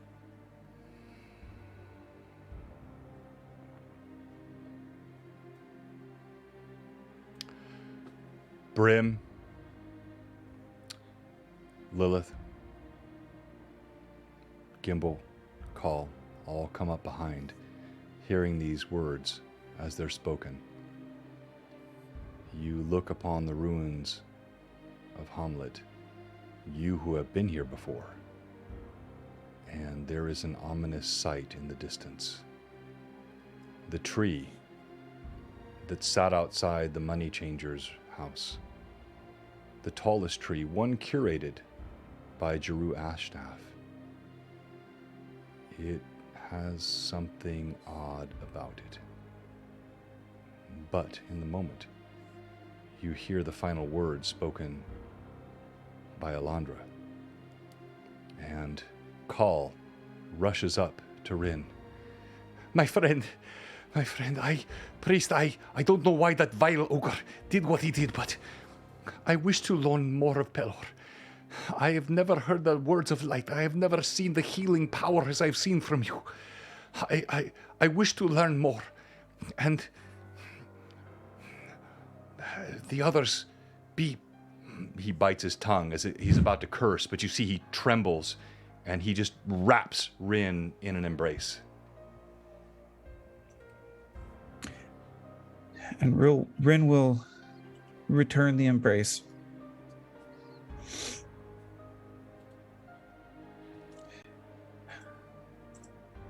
He'll look at the town. He'll look at Alondra. Stick by my side as I stick by Alondra's. You will learn much about Pelor. It seems the first step is to see if there are any survivors here. He nods. Call steps back, kind of taps his scimitars as though reasserting his masculinity after that display of emotion. But of course, my friend, I forgive me, I will. But, well, yes, if you say this. Brim, Gimbal, Lilith, you are now here. You see what I've described. The smoking ruins of the city of Hamlet. And now that you look ahead, you see there are bodies dangling from the tree outside of the money changer's house. The tree that was not part of Jeru Ashtaff's forest, but was one he curated here in the center of Hamlet.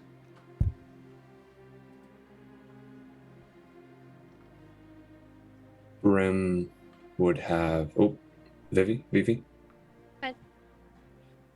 Brim would have moved forward and kind of look down at Lilith and almost not like shake off the hand, but just nod and look over at Gimbal and just a smile. Just nod at him and cast his eyes downward. And then he'll be walking past to head to the town, and he'll stop and look over at Rin.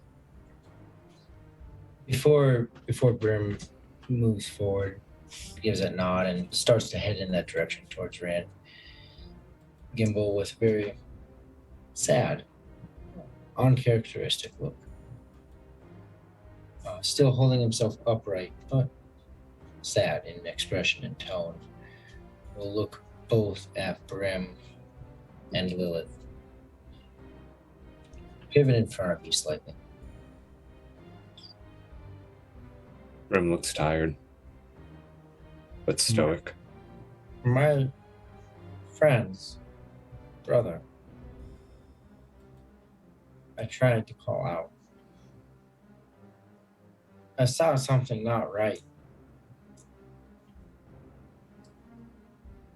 And I think I perhaps made the wrong choice. I don't know. But Brim,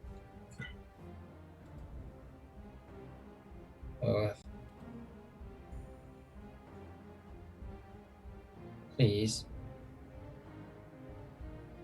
I tried.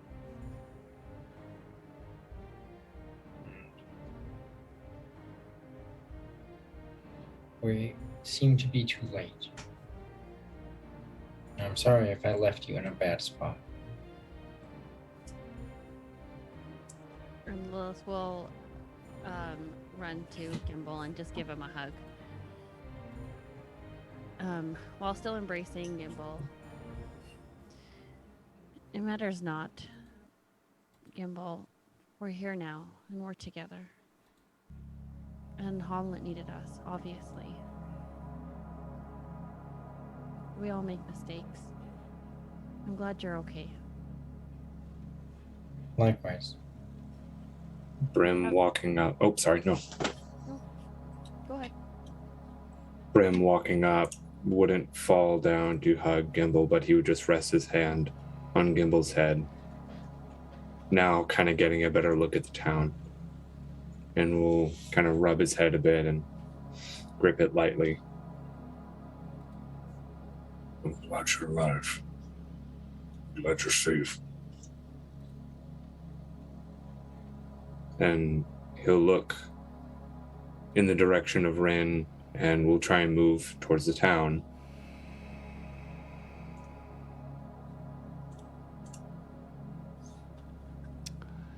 Glad you're safe, Master Rincrest, Autumncrest.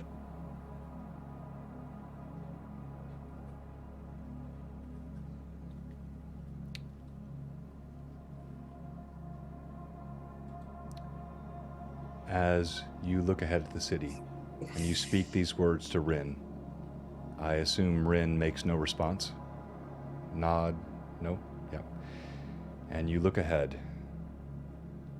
You walk further into the city, your footsteps crunching on the cold tundra. Bitter wind blows through Hamlet, still carrying the acrid stench of smoke. And on the tree ahead, you see bodies dangling. With a sense of dread, as you move closer, though these are none that Elandra and Rin know, they are well known to Brim, Lilith, and Gimbal. Call standing close to Rin as you move forward. And you see first the body of Canon Calmart, one who had offered succor to the party in the temple here when Shorwin was among them. He dangles from this tree, his neck snapped and limp. You see also on the tree the body of Fedorum, a friend to the party, one who had offered kindness and aid. His friendly face now distorted, purple, eyes bulging out, tongue lagging from his mouth, his neck stretched high upon this tree. You see also hanging on the tree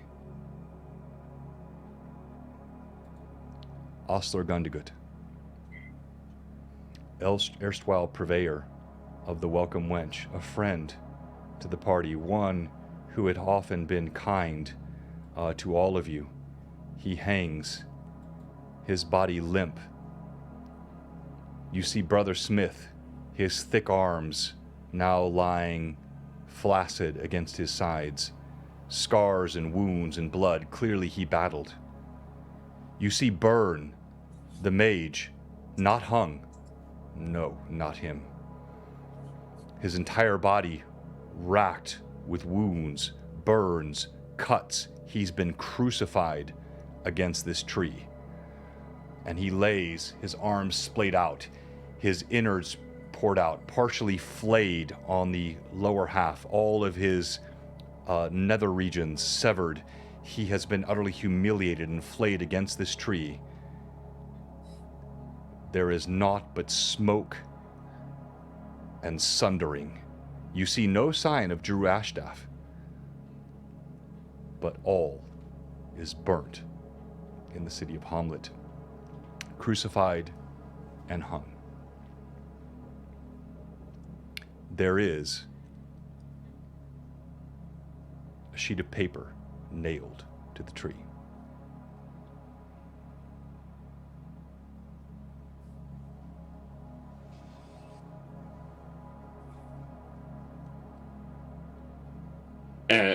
Brim is the one that sees this first, or everyone's seeing this?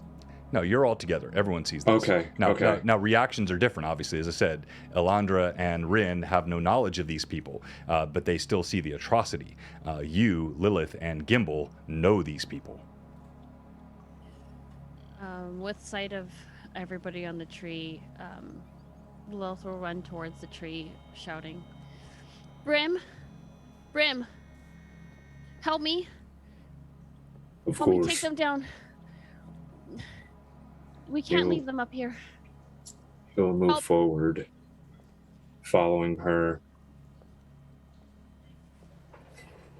Lilith will ignore the note.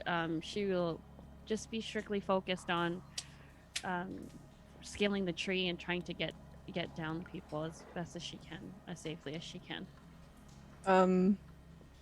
Elandra, horrified by the sight, though not in the same way that the others are, will actually be the one to go forward and pull the note from where it's nailed to the tree.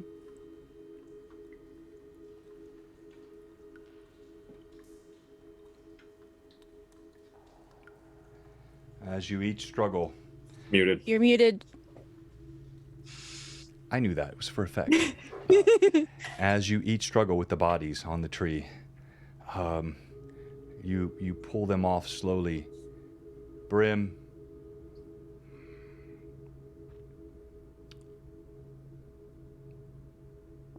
you see Federum's body pulled off, light as a feather, as though there is nothing to his substance. Lilith, please roll d20 for me. And then, Elandra, you pull the note off. And you see there are but 4 words, 3 words, and a name. I warned you. H. 16.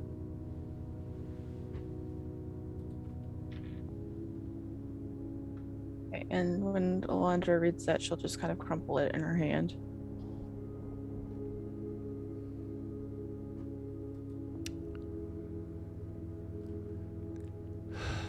As you slowly pull one by one the bodies off of this tree, the dead, clearly, as the Dark Brotherhood sought to send a message to the Wayward Bolt, the warning that was issued in the sewers, properly delivered. What would I miss? No. Me and Evelyn are like hive mind.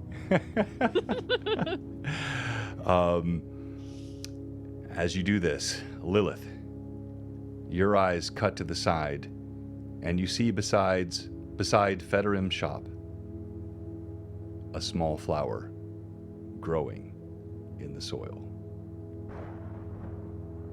And that is where we shall end. Blue Box, episode 55 of Greyhawk Awakening, Book 1, and bravo to my players, to our fans. I know it's a late night tonight. I thought I let everybody know, but maybe I wasn't clear enough about it. I'm so sorry if I kept anyone longer than they thought, but I knew tonight would be a late night.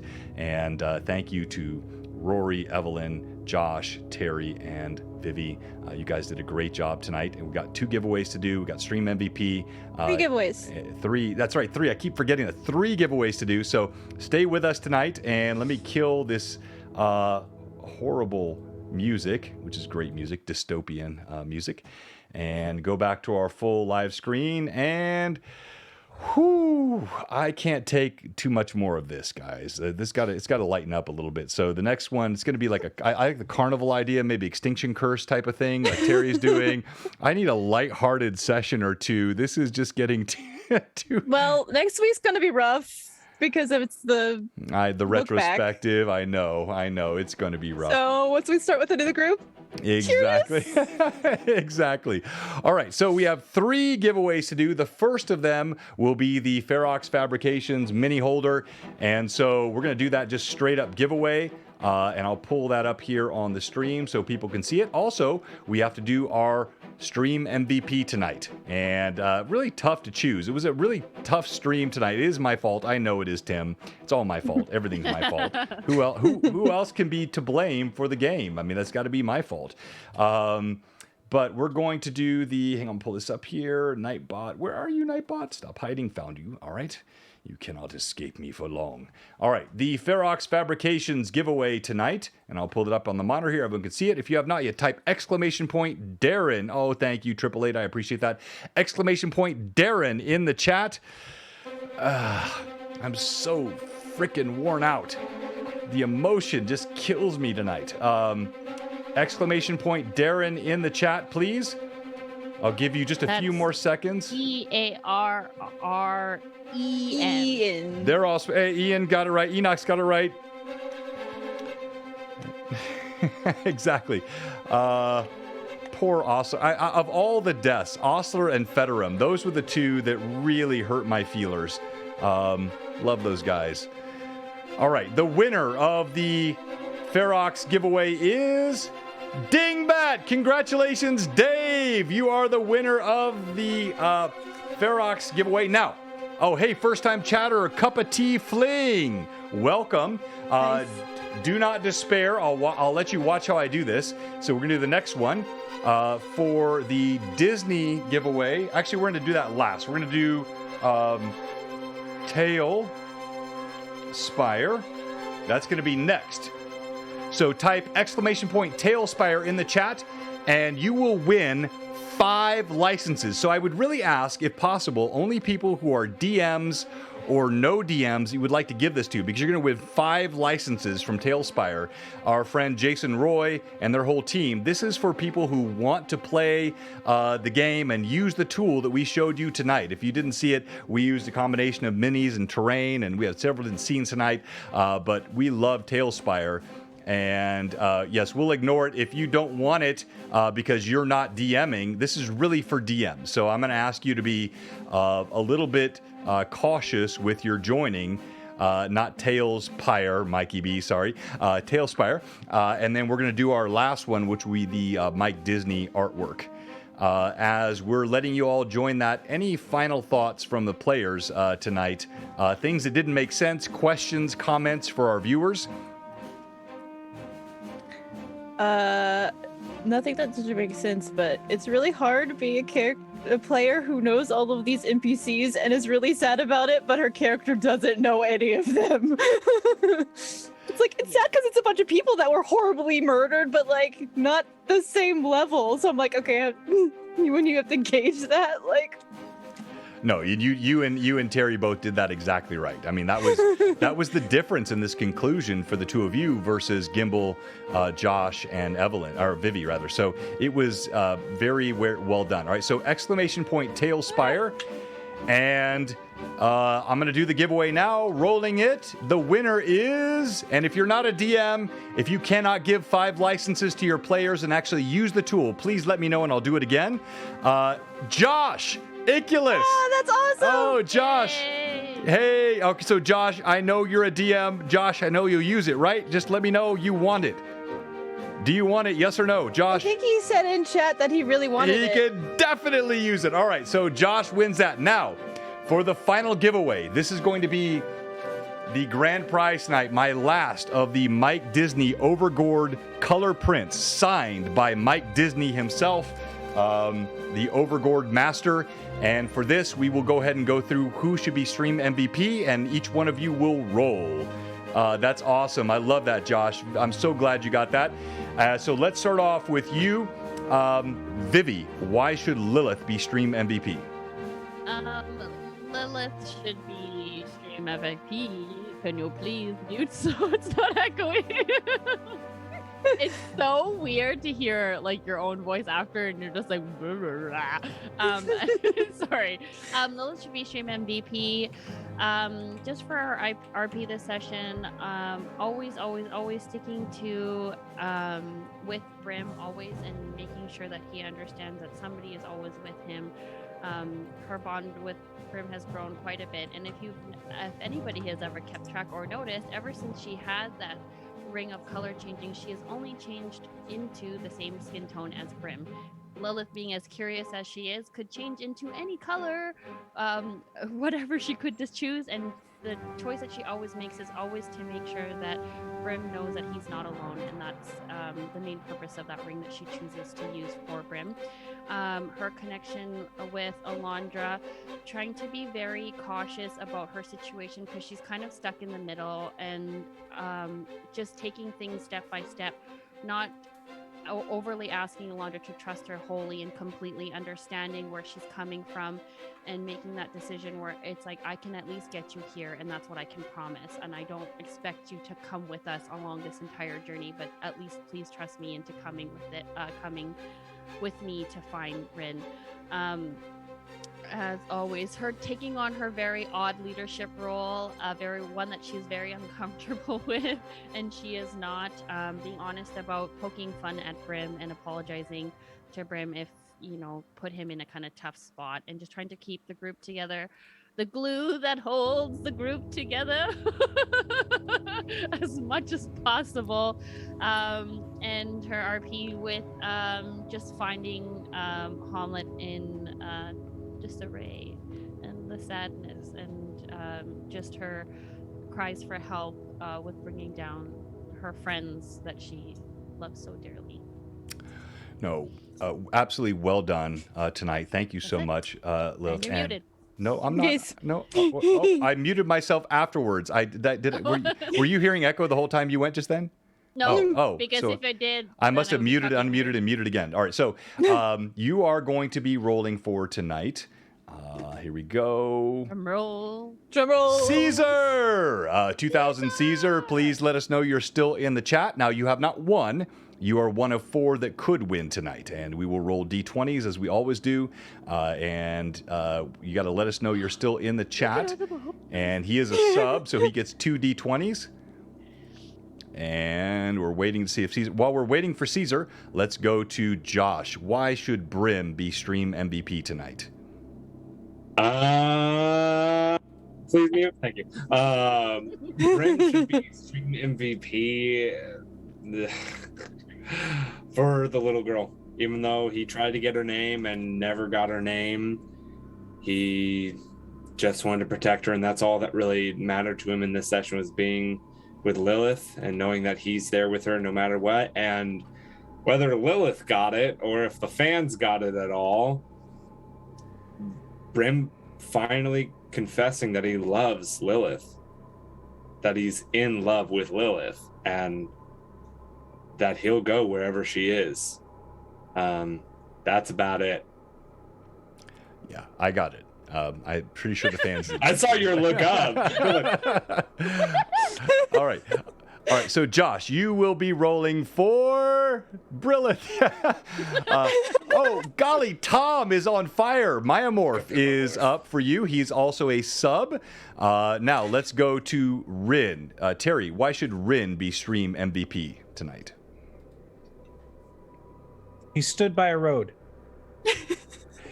No, luckily he did get a little more at the end. Really, he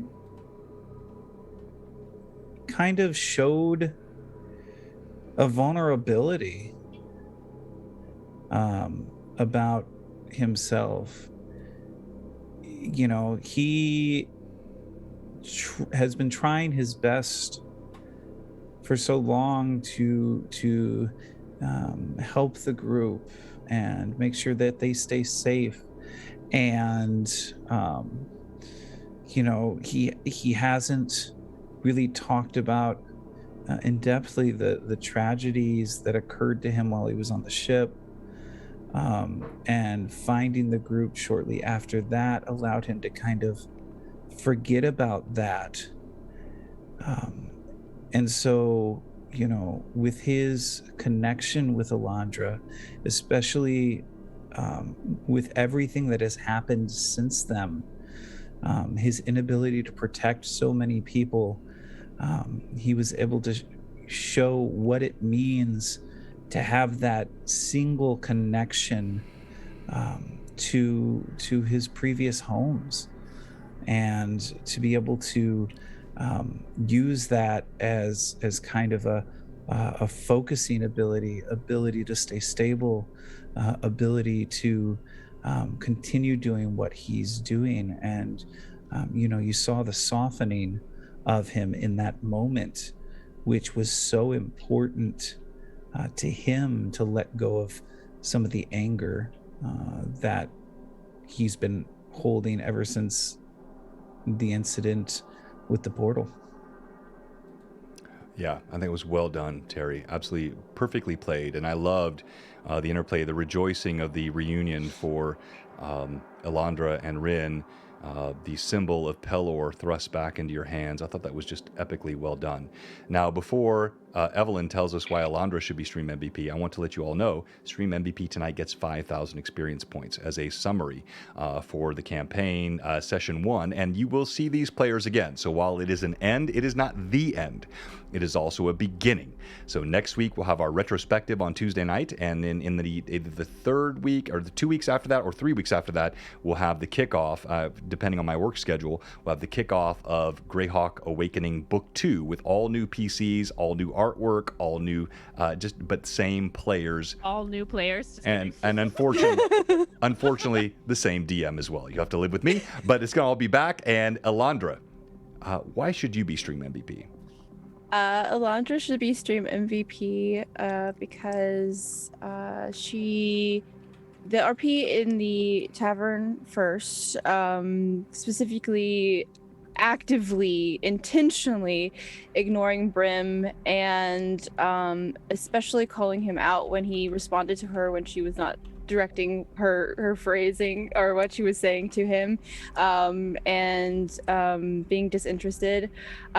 She actually scoffed when Father Aaron told Brim he could stay behind if he chose, because in her head that was a cowardly act, that if he had chosen that path, that would have just been another strike against him. And the fact that he decided to follow, she actually that put him in a point in his favor. So she scoffed at that response initially, seeing, oh, of course he's going to take the path of least resistance. That's what he does. But in general, that whole interaction, and then the RP when she met again with Rin, thrusting his holy symbol back to him, because she did make a promise that she would get it back to him, and telling him that she'd kick his butt if he ever did that again,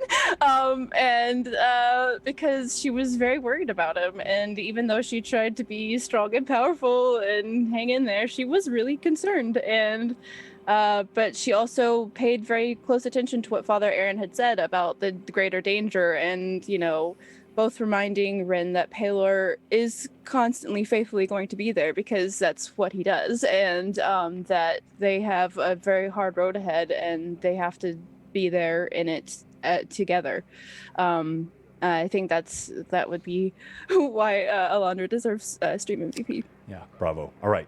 You, Alondra, will be rolling for Owlie B. Let's go. And I didn't get anybody to roll for it. Oh, you yet. didn't? All right, so Terry, I'll do you in a second. Hang on. I think you're rolling for Sarah, maybe, because Alibi just popped up in the Nightbot thing. I still can't hear you, John. You're muted still. You're muted. Yeah, so Sarah goes to Rin.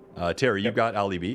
And you, Evelyn, have Celtic Boar. Congratulations. Right. Outstanding. And all subs, all these great followers. Thank you so much, everyone. Vote for Stream MVP. It should be in the upper right-hand corner. Pulls up. They get 5,000 experience points for this tonight. It's a big deal, and we are so thankful for all of our fans. All right, so let's start with you. Vivi, tell us who you have, and go ahead and make the roll. I am rolling for 2,000 Caesar. Caesar. Okay. There we go. Oh, I rolled a 5 and an 8. All right, so an 8 could do it. We'll see. Caesar has an 8. Let's go to Terry. All right, rolling for Ali B. 5 and 11. Sarah has the 11 lead. Let's go to Brim. I have Captain My Morph. Come on, buddy. Here we go, Tom. That is a high of a 13. A 13 takes the lead for Here comes the Tom. nat 20. And of course, we have the closer last, Evelyn. Yeah, go ahead and don't fudge the dice. Let the 20s roll. I know they will. By fudge, I mean don't lower them. Whatever they are, just let it roll because I know what you do. Celtic War. Well, that's a natural 1 and an 18. Let's go! Celtic Boar wins the giveaway tonight. The very cool Mike Disney Overgourd print. And congratulations, my friend. So we will get that out to you. We shipped out everything last week, or earlier this week, rather. So all those giveaways have gone out. We've got about 4 more that need to go out tonight and from Sunday. That's all going to happen. Thank you to all of our fans. Thank you to all of our viewers tonight. We're going to set up a raid, and we got Nightheart Gaming is up. So we're going to raid them. Before we close off, I want to say thank you again to the players. Late night. Lots of time and invested. You know, we're over 200 hours now plus. I mean, you count all the roll-ups and the off-time chat and just an immense investment of time. And our fans have brought great joy to all of us through this process. I want to say thank you to everyone, and I promise you, while this is the end, it is an end, it is not the end. You will see some of these PCs again, not necessarily all of them. Well, that remains to be seen. But you will be seeing the Book 2 chapter of Greyhawk Awakening. And there were some hints and tips tonight, which is so unfortunate that the players may know. But We have a tie. I know, I see that. The players know, but none of the PCs will know what has been said or what has been heard. So that's going to be a lot of fun. Now, we have a tie between Brim and Lilith for Stream MVP, so we're going to kick it off again. Lilith. And please vote between Brim and Lilith. Just those two. Brillith. Yes, it was meant to be. Professing your love. I mean, well played, Josh. I mean, clearly that was a fan favorite.